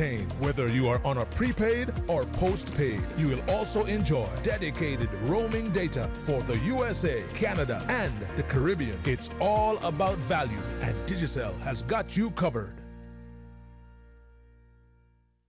Your dream home starts with a vision, and often inspiration is at the heart of that vision. Brand Source Home Gallery's in-house designers are here to help bring your vision to life. Whether you're remodeling or building a new home, Brand Source Home Gallery is your one-stop solution. Explore their kitchen cabinets, sinks, faucets, bath fixtures, tubs, vanities, and more. Let Brand Source's designers help and inspire you with your next project. Call 623-5000 and schedule an appointment with a design expert at Brand Source Home Gallery, Dorsey Drive, Industrial Park, serving Cayman for 50 years. Now, more than ever, supporting your immune system is crucial to helping your body fight off illnesses like the common cold, the flu, and COVID-19. At ValueMed Pharmacy on Walkers Road and in Buttontown, we carry all the essential vitamins and minerals to help support your immune system and improve your overall health. Some of our top immunity support picks are vitamin C, vitamin D, zinc, elderberry, and quercetin, or the popular 7-in-1 immunity support. Our pharmacists are always on hand to help guide you and answer any questions. Visit ValueMed Pharmacy on Walkers Road or Buttontown. Live happy, live healthy with ValueMed Pharmacy.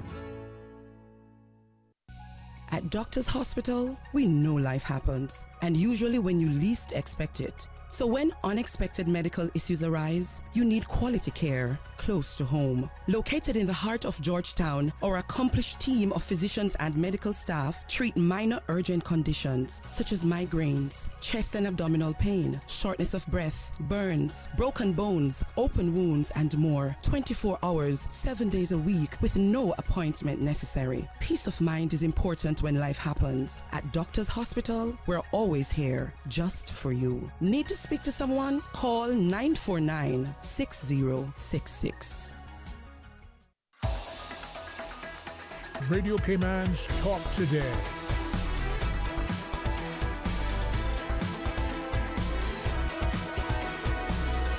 What is on your mind, Cayman? Hey, welcome back, and thanks for joining us. Carl, is it Monday? I think it's Monday. Eh? Yes, it is Monday. Well, I say that to remind ourselves that the days come and they go quite quickly. And sometimes, as much as we are purposeful and intentional in our activities to get things done, whether we, start a day at 6 a.m. or for some of us a lot earlier, not because, we're at work for anybody else. It just happens to be that is our discipline, which is different, from that sense of being motivated. And we're going to have some open line until 2 o'clock. I want to invite you to consider a number of things. Continue your partnership, sponsorship, and support, but also your participation. And if it's through the Red Cross as a volunteer, to becoming part of their first aid training in CPR and AED, please do so. Well, let's take this next call. Welcome. Thanks for calling. Good afternoon, Mr. Serlin. How are you today, man? How are you today? Oh, not bad. How are you doing? Would you allow me to say that I am doing fantastic? Fantabulous. Fantabulous. I like that word. Yes. It's a good day, my friend. It's a good day. Yeah, man. Yeah.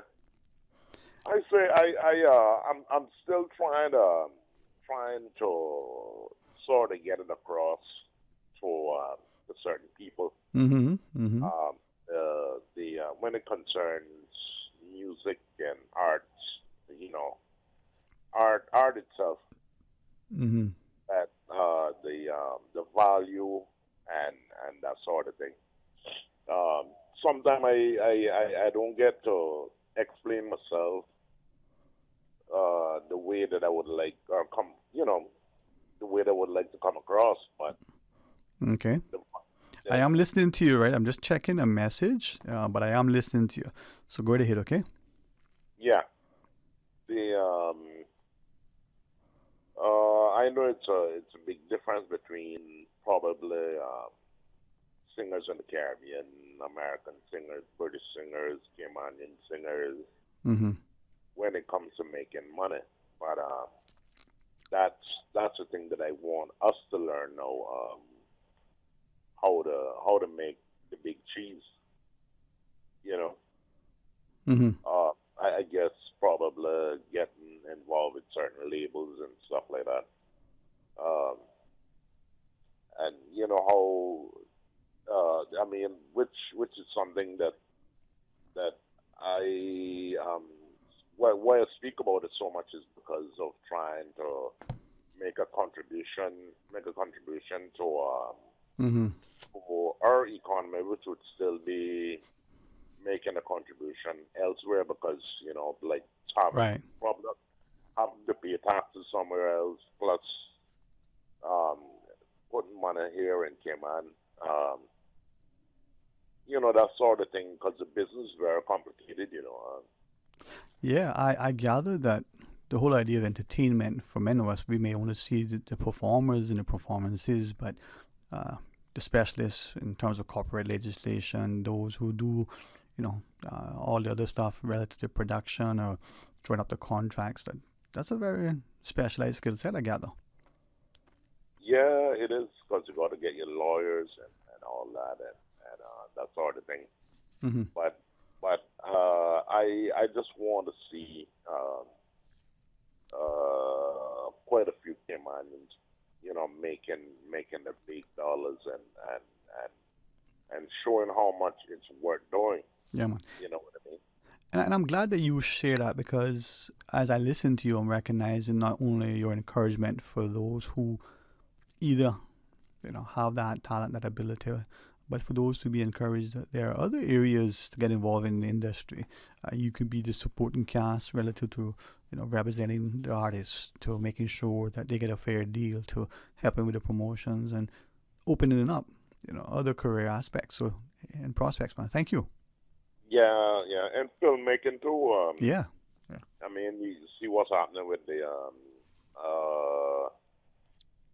what's the name of that group with Salida and them doing the reality TV sort of thing, and they're making quite a few dollars and putting money into Cayman, and it's a good thing.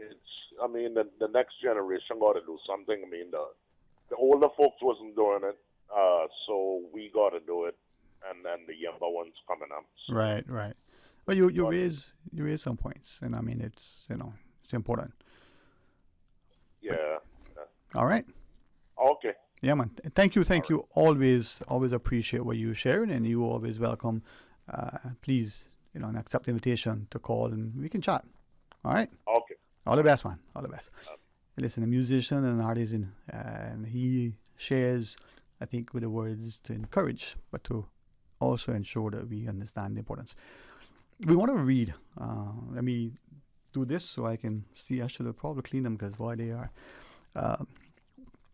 We reached out to the Department of Labor and Pensions, and they, in a very timely and certainly extensive response, we had some callers who were asking about the requirements, for double time and Saturdays and public holidays and Sundays and the like. So we got a response that we want to read for our listeners, but we got a call, so let's take the call and then we'll read this. Hey, welcome. Thanks for calling. Hi. How are you? Hold a second, please. Hold a second, honey. Okay. And for those who are joining us, it's 1:45. Yes. Yes, ma'am. Yes, sir. How are you? Oh, I'm excellent. How about you? I'm having a good day today, thank God, comparing to Oh, yesterday. Thank we're God glad to hear I'm that. having a good day. Yes. Yeah. Mr. Sterling, I called Mr. OC this morning, and I couldn't hear what he was saying because I had an appointment to go to. Mm-hmm. But I was talking to him this morning in regards to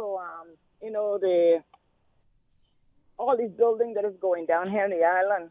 Just wondering if CUC got the power for all of these buildings, and if CUC has the power for all of these buildings, is there any way that we can get the island have a better rate on electricity? But that's one question. Mm-hmm. Okay. Sterling, it's the summer, not even summer yet.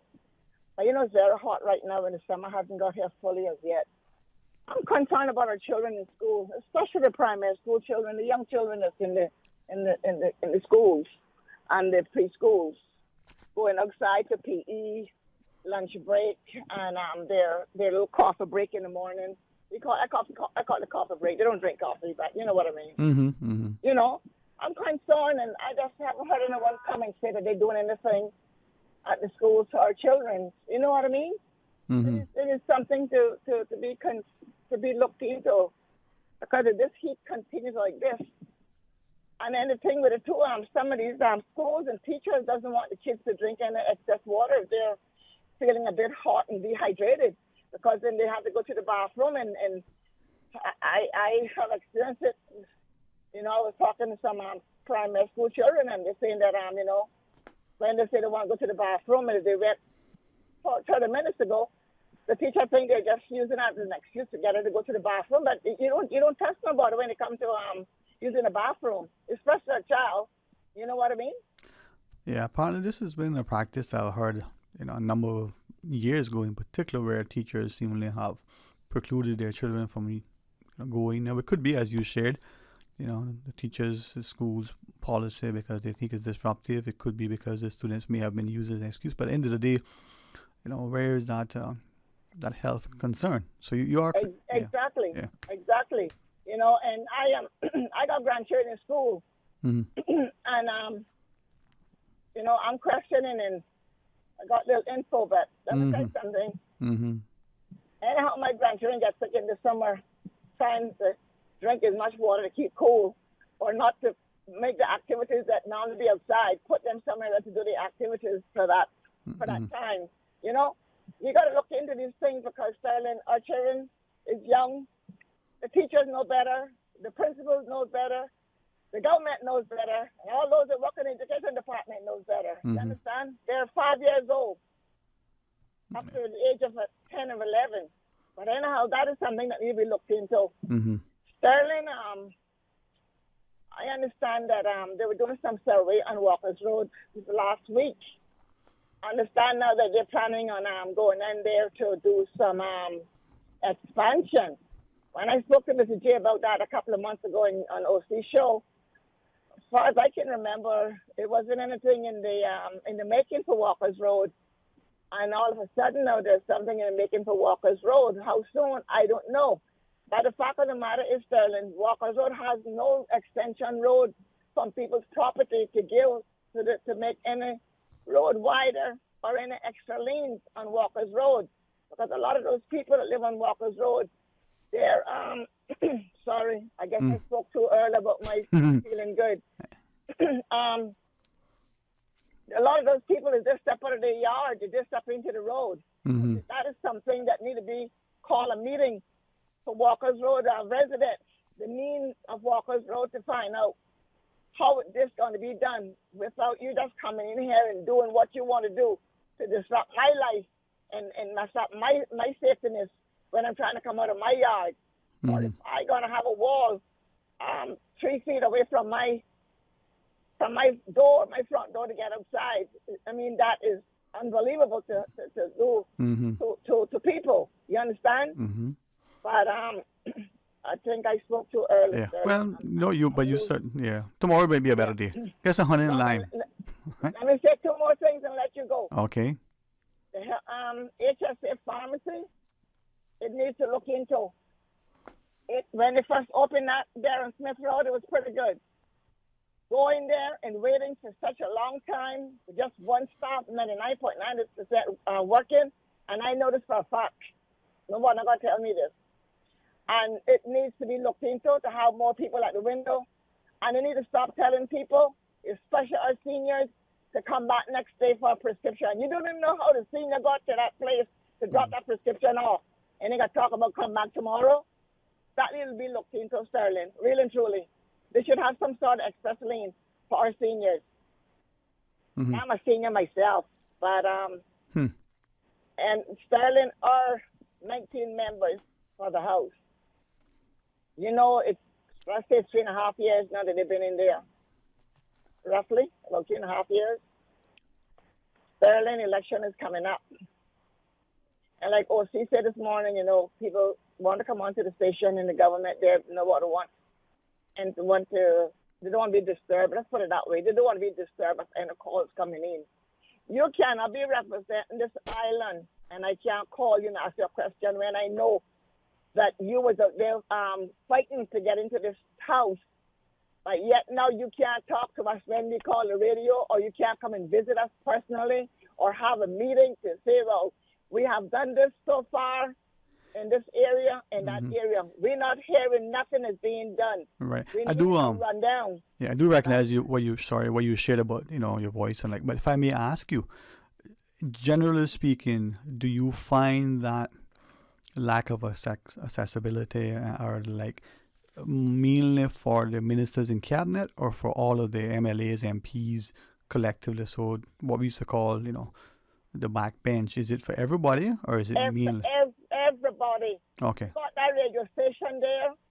They don't even want to come in there and have a conversation with us. Mm-hmm. I mean, you haven't heard from this one, this one, and that one. It's not fair to us to put these people in there. They feel like after they got in, they must do everything now without even coming out and telling us what they're doing or what their plans are, or come and give us a little chat visit or have a little meeting in somebody's backyard. They're more than free to come to my yard and do a meeting. They can come there anytime they're ready. Bring some chairs. I'll supply the water. But we need communication. 19 members, and you can't hear a D or doubt from these people. And they're the highest paying staff on the island. Come on, man, they got to do better than this. They got to do better than this. Okay. All right, well, you feel better, right? And we'll pick you up on that. Thank you. Okay. Bye. Good. Thanks. Mr. Carl, do we run the break up closer to the news time? And let me endeavor to read this.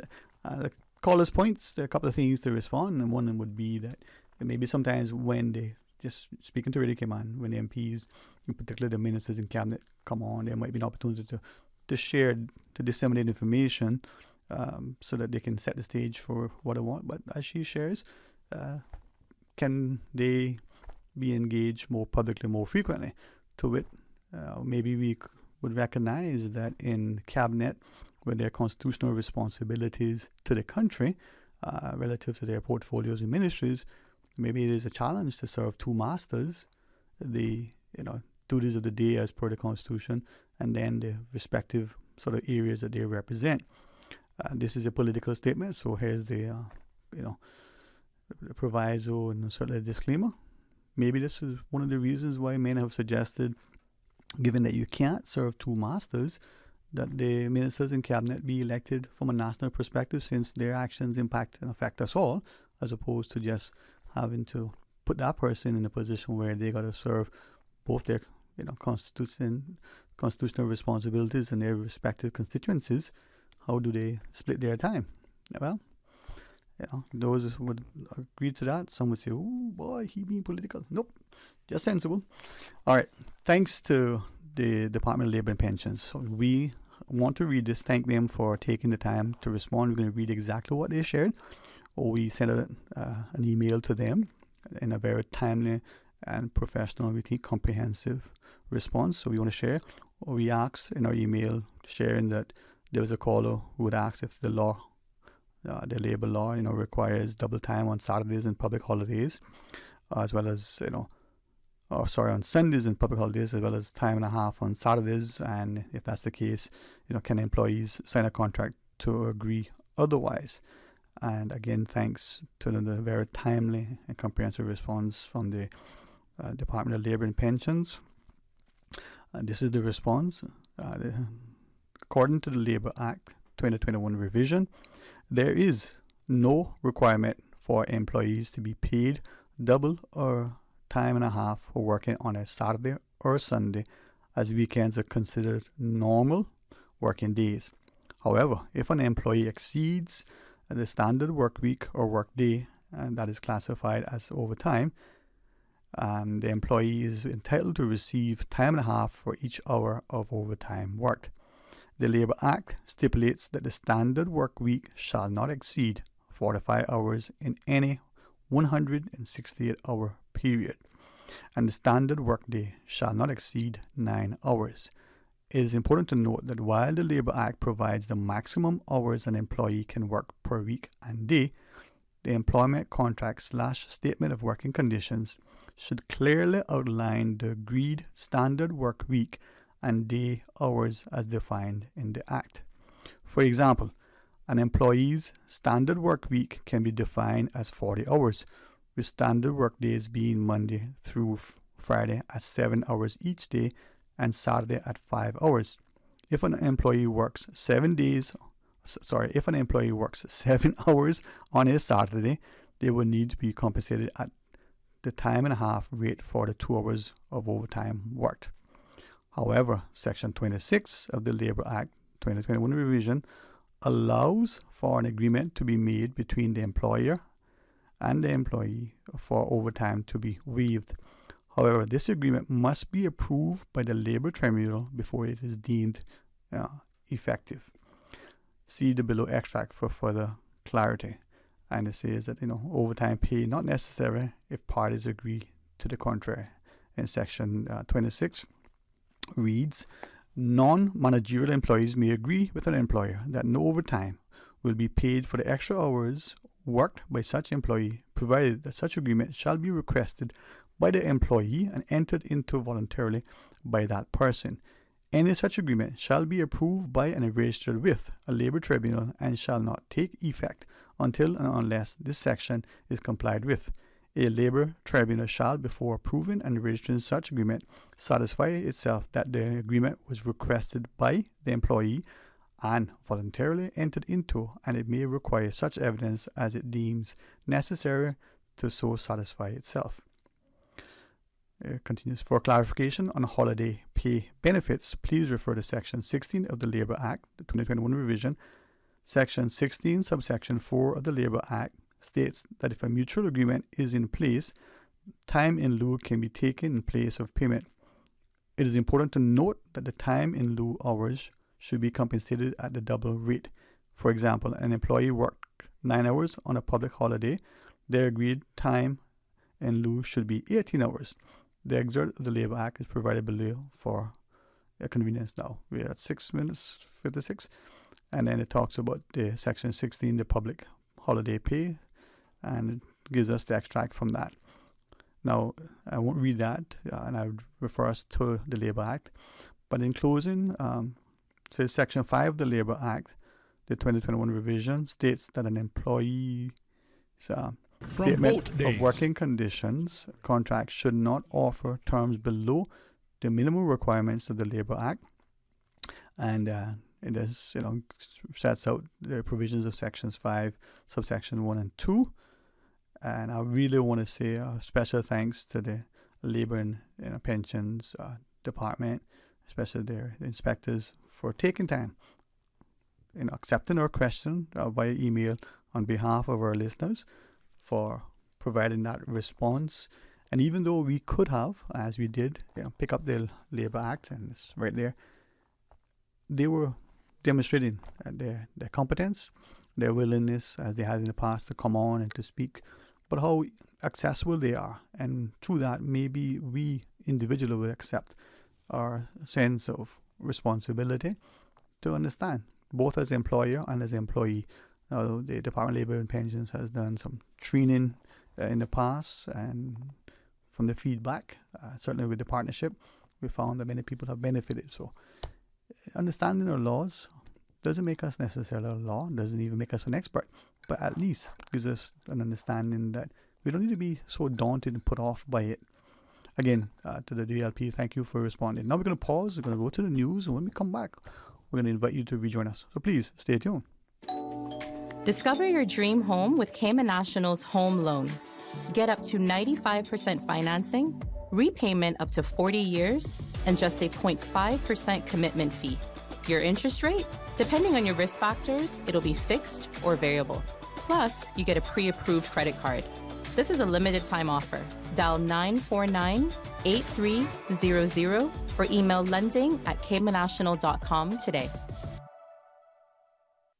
This summer, discover adventure, magic, culture, nature, and so much more with Cayman Airways. Airfares are now on sale for travel this summer. Visit New York, Denver, Los Angeles, Miami, Tampa, Kingston, Montego Bay, Panama, Havana, and La Ceiba. But hurry, sale ends June 1st. Call 949-2311, contact a travel agent, or book online at CaymanAirways.com. Make this your best summer yet with Cayman Airways.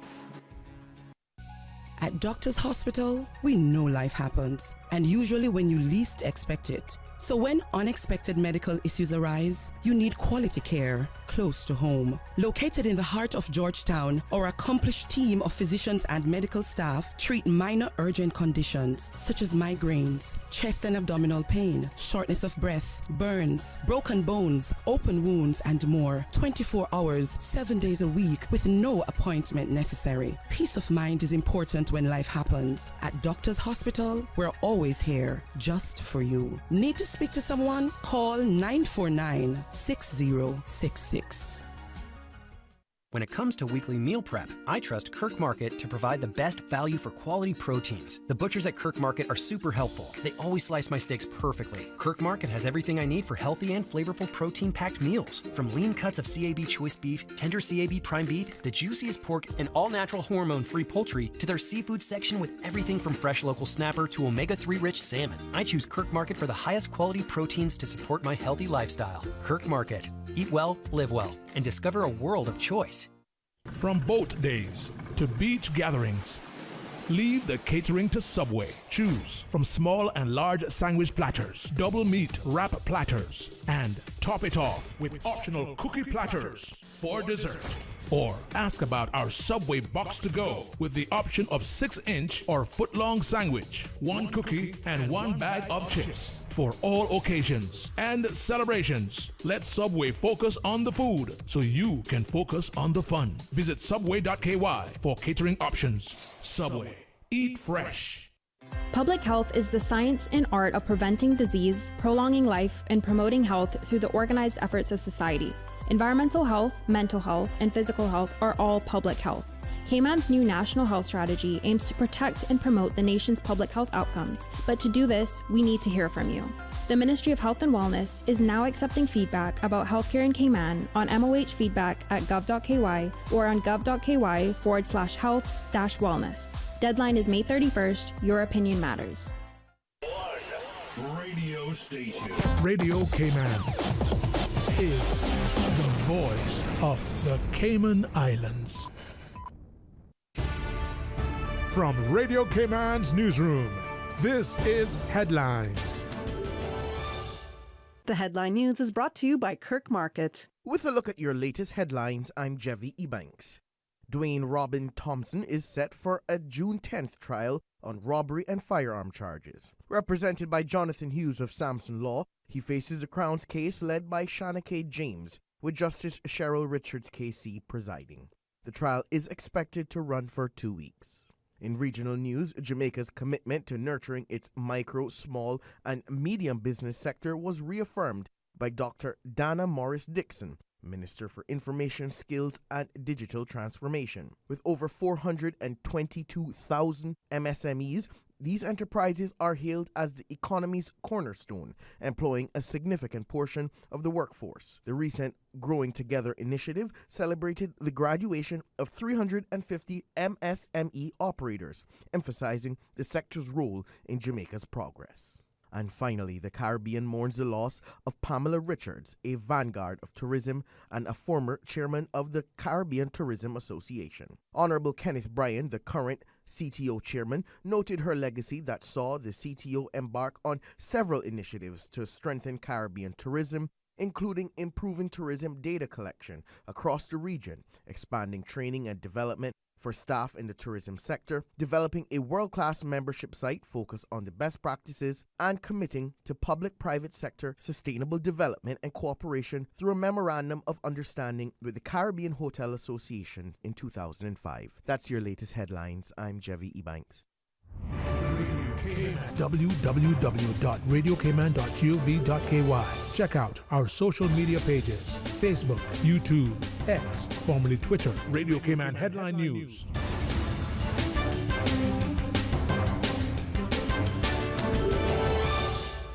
When it comes to weekly meal prep, I trust Kirk Market to provide the best value for quality proteins. The butchers at Kirk Market are super helpful. They always slice my steaks perfectly. Kirk Market has everything I need for healthy and flavorful protein-packed meals. From lean cuts of CAB choice beef, tender CAB prime beef, the juiciest pork, and all-natural hormone-free poultry, to their seafood section with everything from fresh local snapper to omega-3 rich salmon. I choose Kirk Market for the highest quality proteins to support my healthy lifestyle. Kirk Market. Eat well, live well, and discover a world of choice.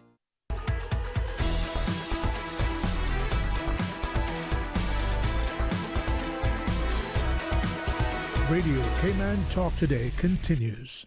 Hey, welcome back. And sometimes, some days, you just need some things that remind you how important we live in a space that is so special and spectacular. And today we had a kind of a focus on a community base. And now with the opportunity, is, as he reminds me, not just Peter Goddard, but the managing director for IMG. When I first saw IMG, I thought, that's a sports club. I'm pretty sure. Oh, is it a racing team? It is IMG Sports the division there. Yes, yeah. They have a big.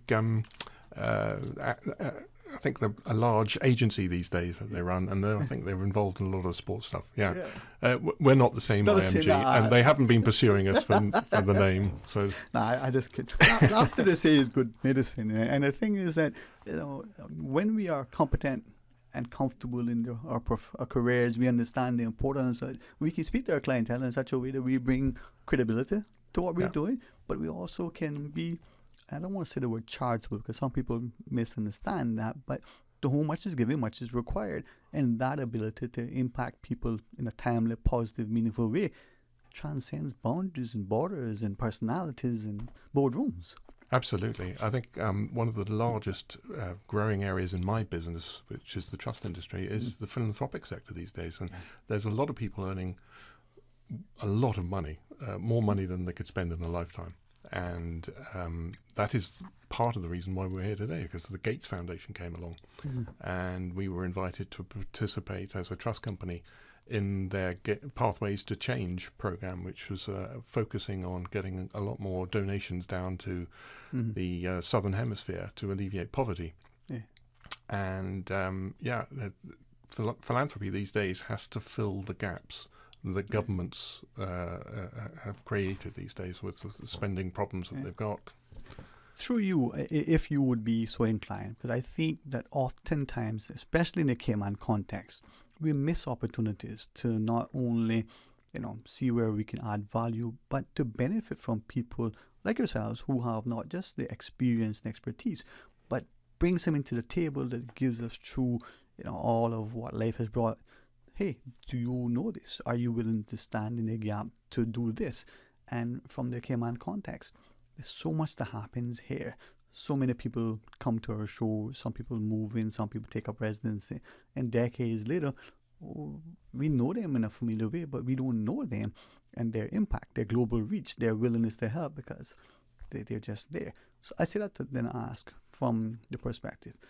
There was probably a world way back when a lot of the entities that are established here would not, even if they wanted to, and many did, they were unable to assist the Cayman community, whether healthcare and education, because our legislation didn't. So it went to Bahamas and other jurisdictions. Has that changed somewhat? Well, people who are looking to establish here, you could have people who are moving here and starting their own businesses up, or they're moving here for residential reasons, take out that.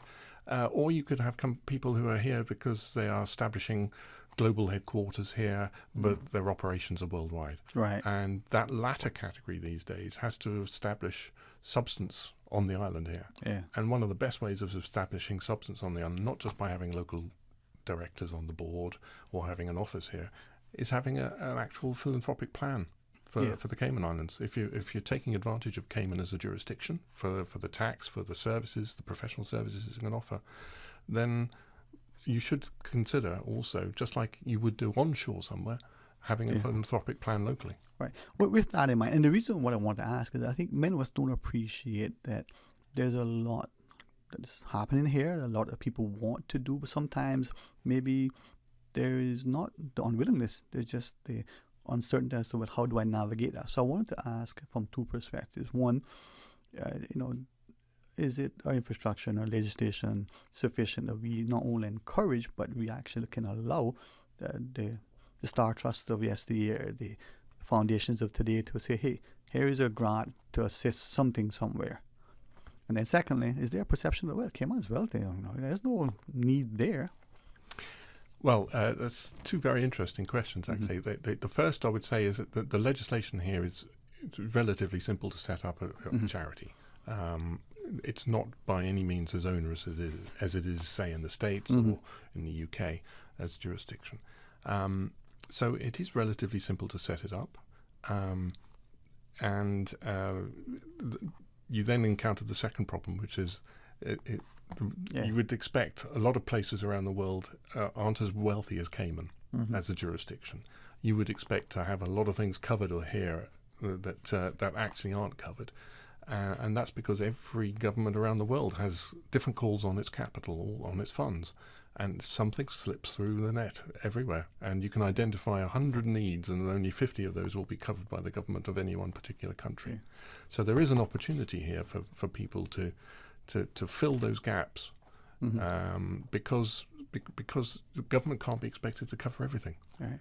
Those things that we may hear increasingly, politicians in their budgets talk about transfer payments, and for some they would appreciate what that means, or does they have no necessarily inkling then and there.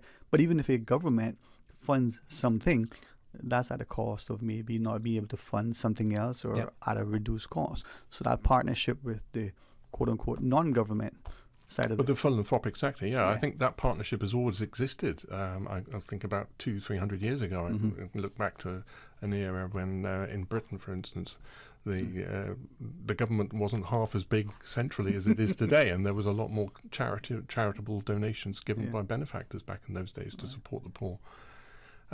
These days, there are so many different calls upon philanthropy to cover the gaps. I mean, I work quite extensively in the mental health sector, and we're looking at examples over here where we can help people, for some of our clients actually, who are particularly interested in supporting the mental health sector.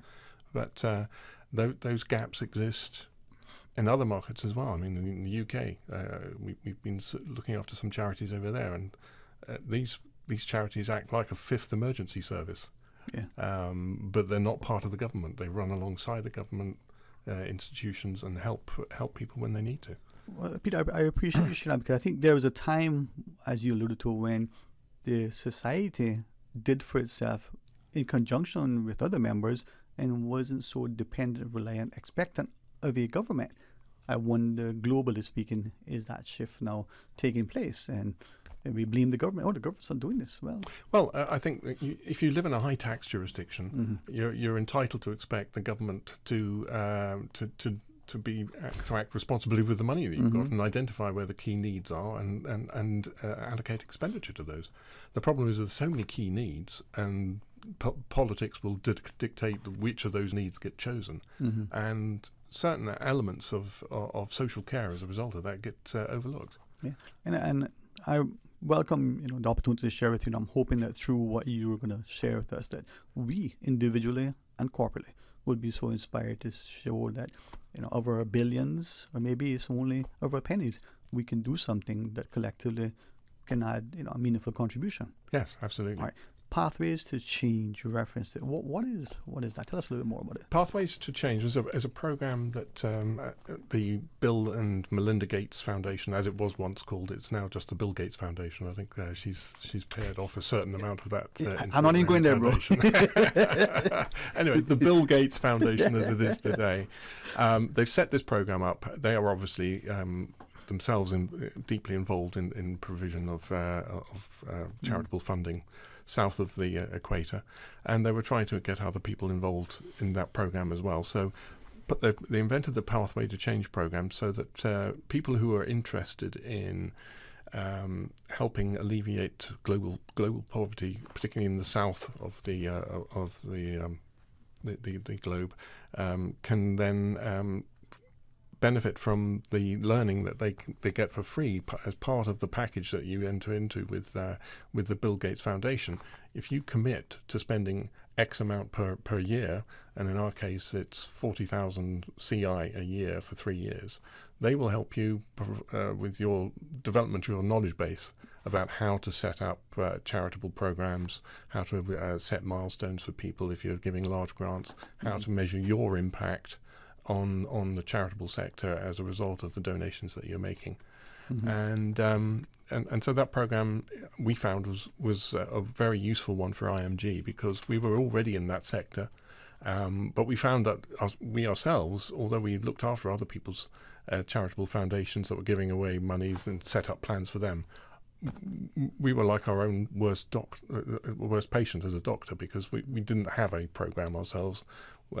So we sat down and we looked at the program that the Gates Foundation was looking at, the Pathways to Change program, and said, well, if we can extend, and so, as you know, the Caribbean's above the equator, but we got the foundation to accept that the Caribbean can be included within the global South for this purpose. If we can include the Caribbean in that, then we'd like to be able to focus our charitable donations on alleviating food poverty.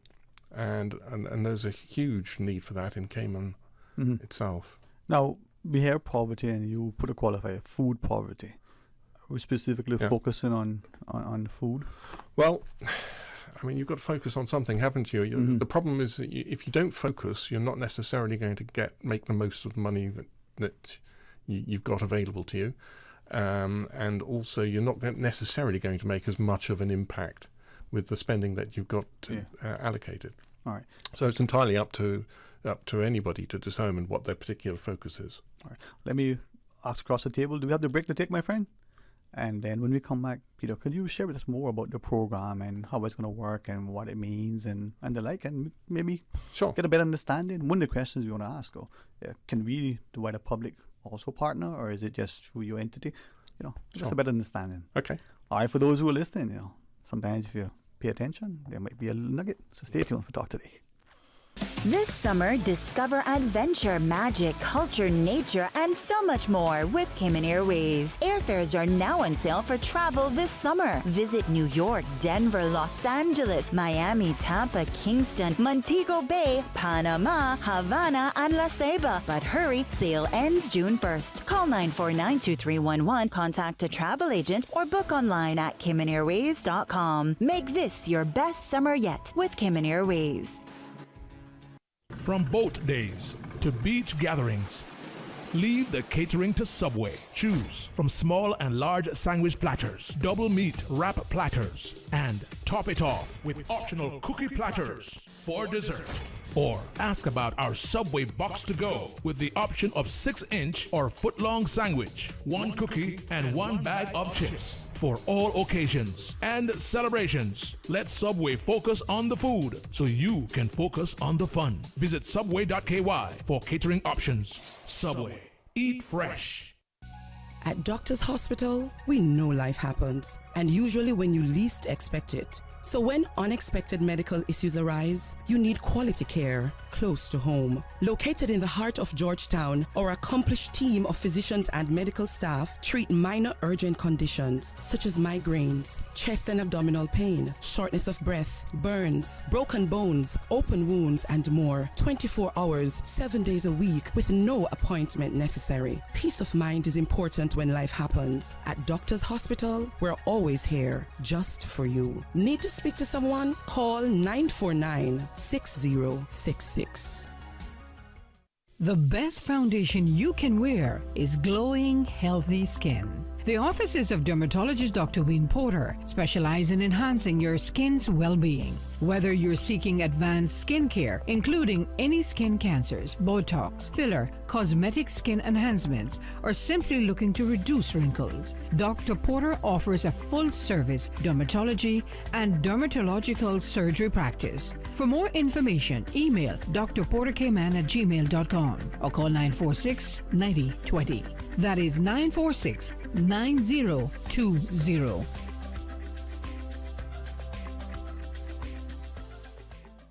Water Authority Cayman wishes to inform its Cayman Brac customers that there will be temporary interruptions to water service in the upcoming week from Monday 27th May to Friday 31st May between the hours of 8 a.m. to 12 p.m. or 1 p.m. to 4 p.m. on specified days. Affected streets are Plover Crescent, Wellington Park Drive, Coastal Way, Pearl Avenue, Sloop Way, Briggs Street, Surf Lane, Cliff Avenue, Seaward Drive, Skiff Lane, Sanford Drive, Frigate Drive, Unnamed Road west of Frigate Drive, Beach Drive, Coral Avenue, and Cape Drive. Customers who will be affected will receive a door hanger notice which will be delivered the day before service is scheduled to be interrupted. An additional door hanger notice will also be delivered upon restoration of water service. These service interruptions are to facilitate our ongoing leak detection project. The aim is to enhance our system's integrity by identifying and repairing all possible leaks. We advise customers to store enough water for personal use during service interruptions and limit the use of water-intensive appliances. For further information, customers may contact the customer service team in Cayman Brac by calling 948-1403 or emailing braccs@waterauthority.ky.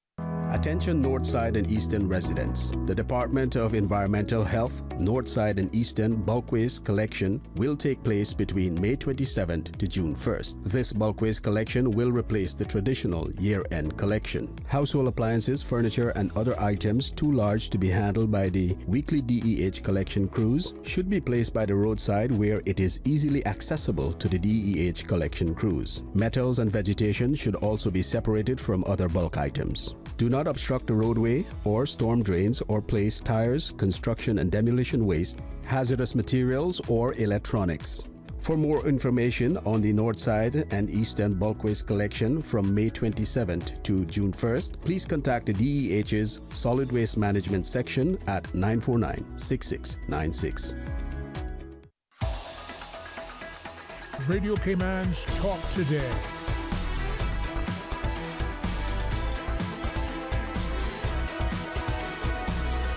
What is on your mind, Cayman? Hey, welcome back, and thanks very much for joining us. Thanks too for this opportunity to not just to be able to get, us as a people to a space where we see great things happening and hopefully being able to partner, but recognizing that there's a lot that can be done, that needs to be done, but thankfully is being done. So to Peter Gordon, the managing director at IMG Trust. That's what we call it, IMG Trust, right? All right, got that right, man. I joked earlier about it being, something else. It's just sporting game. Yeah, but make symbolism and synergies. Right?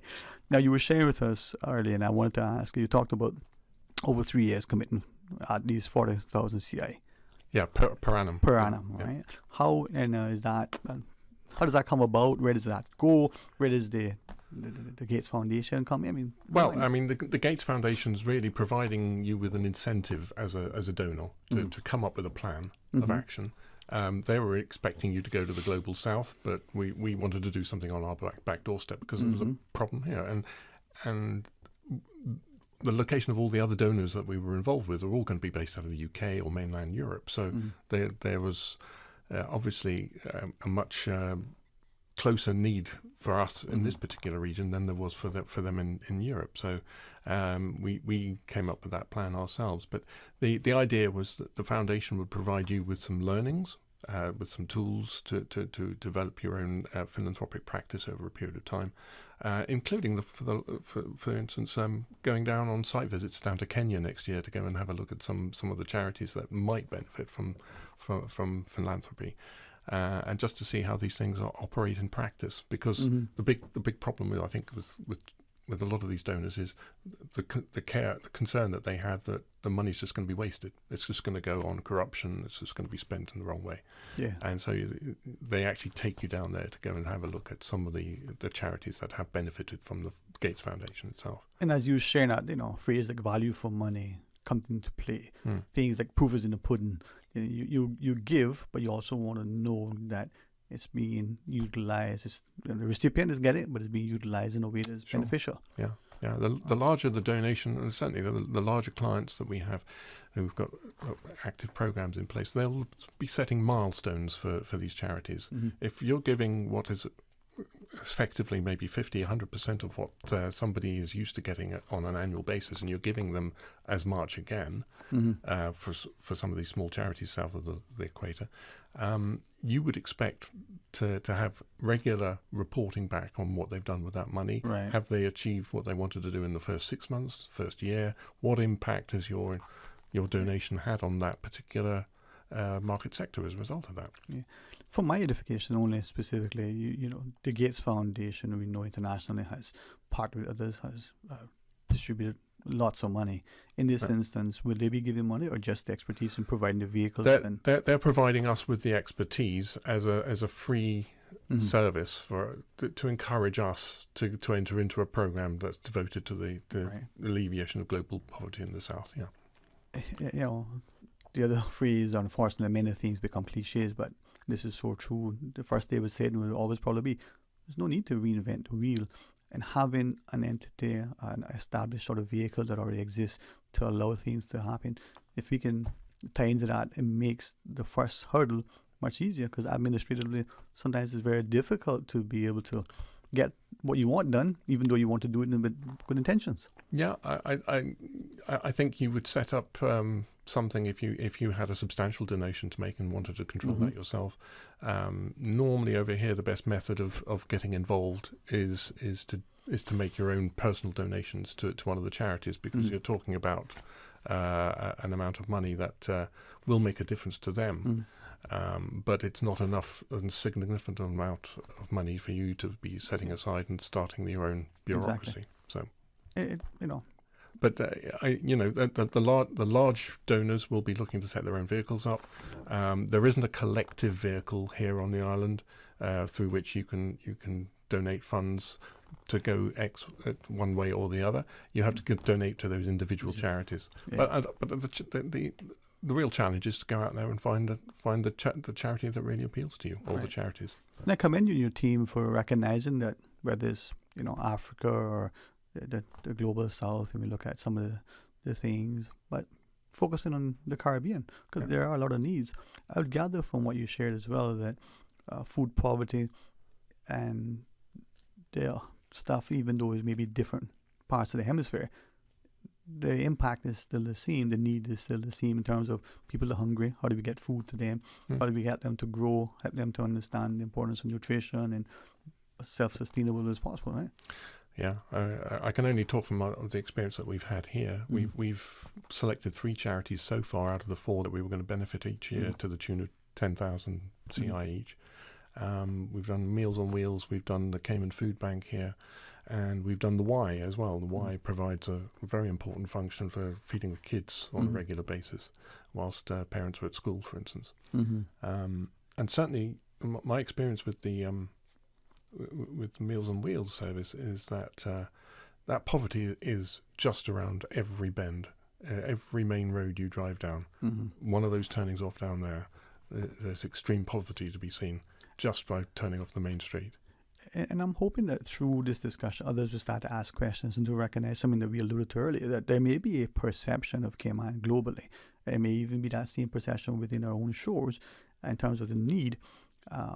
Not that one isn't greater in one area than it is in another one country, but there may be people, for instance, that instead of having 2 meals a day, they may only have 1, or they may have 3 meals, but are they nutritious? Are they of any substantive, I guess, value to their body's health and well-being? And their household may have good income, but they may have significant expenses as well. And where are they cutting? So bringing attention to that may cause us to appreciate that there is that food poverty, that deficit, even though there's food, quote unquote, in the house.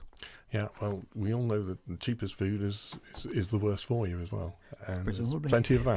There is plenty of that. Yeah, you're reading my mind, and I'm hoping that this will be the first of many discussions with you and your team, not just looking at what you're doing, but may encourage others to come on board. Your clients will be able to partner.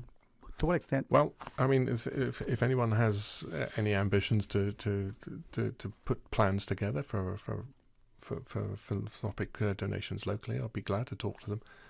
If I can't help them, then somebody else in my experience on the island here will be able to help them put something together. Comes full circle, I think, and I say that without even realizing how impactful and meaningful. We have expertise in this country. Yeah, we do. And oftentimes, the person we're talking to might have been a former AFA, leading goal scorer. We just don't realize it because of the humility and the familiarity. We just don't know. And then years later, we go, oh, that's who that was. It probably hasn't happened, right? Yeah. There's a lot of talent here on the island. Indeed. A lot of talent. Well, I'm hoping that you'll accept the invite to join us, whether, in person as our preference or, to share, to remind us, but to encourage us that we can do much if we're willing to do it willingly.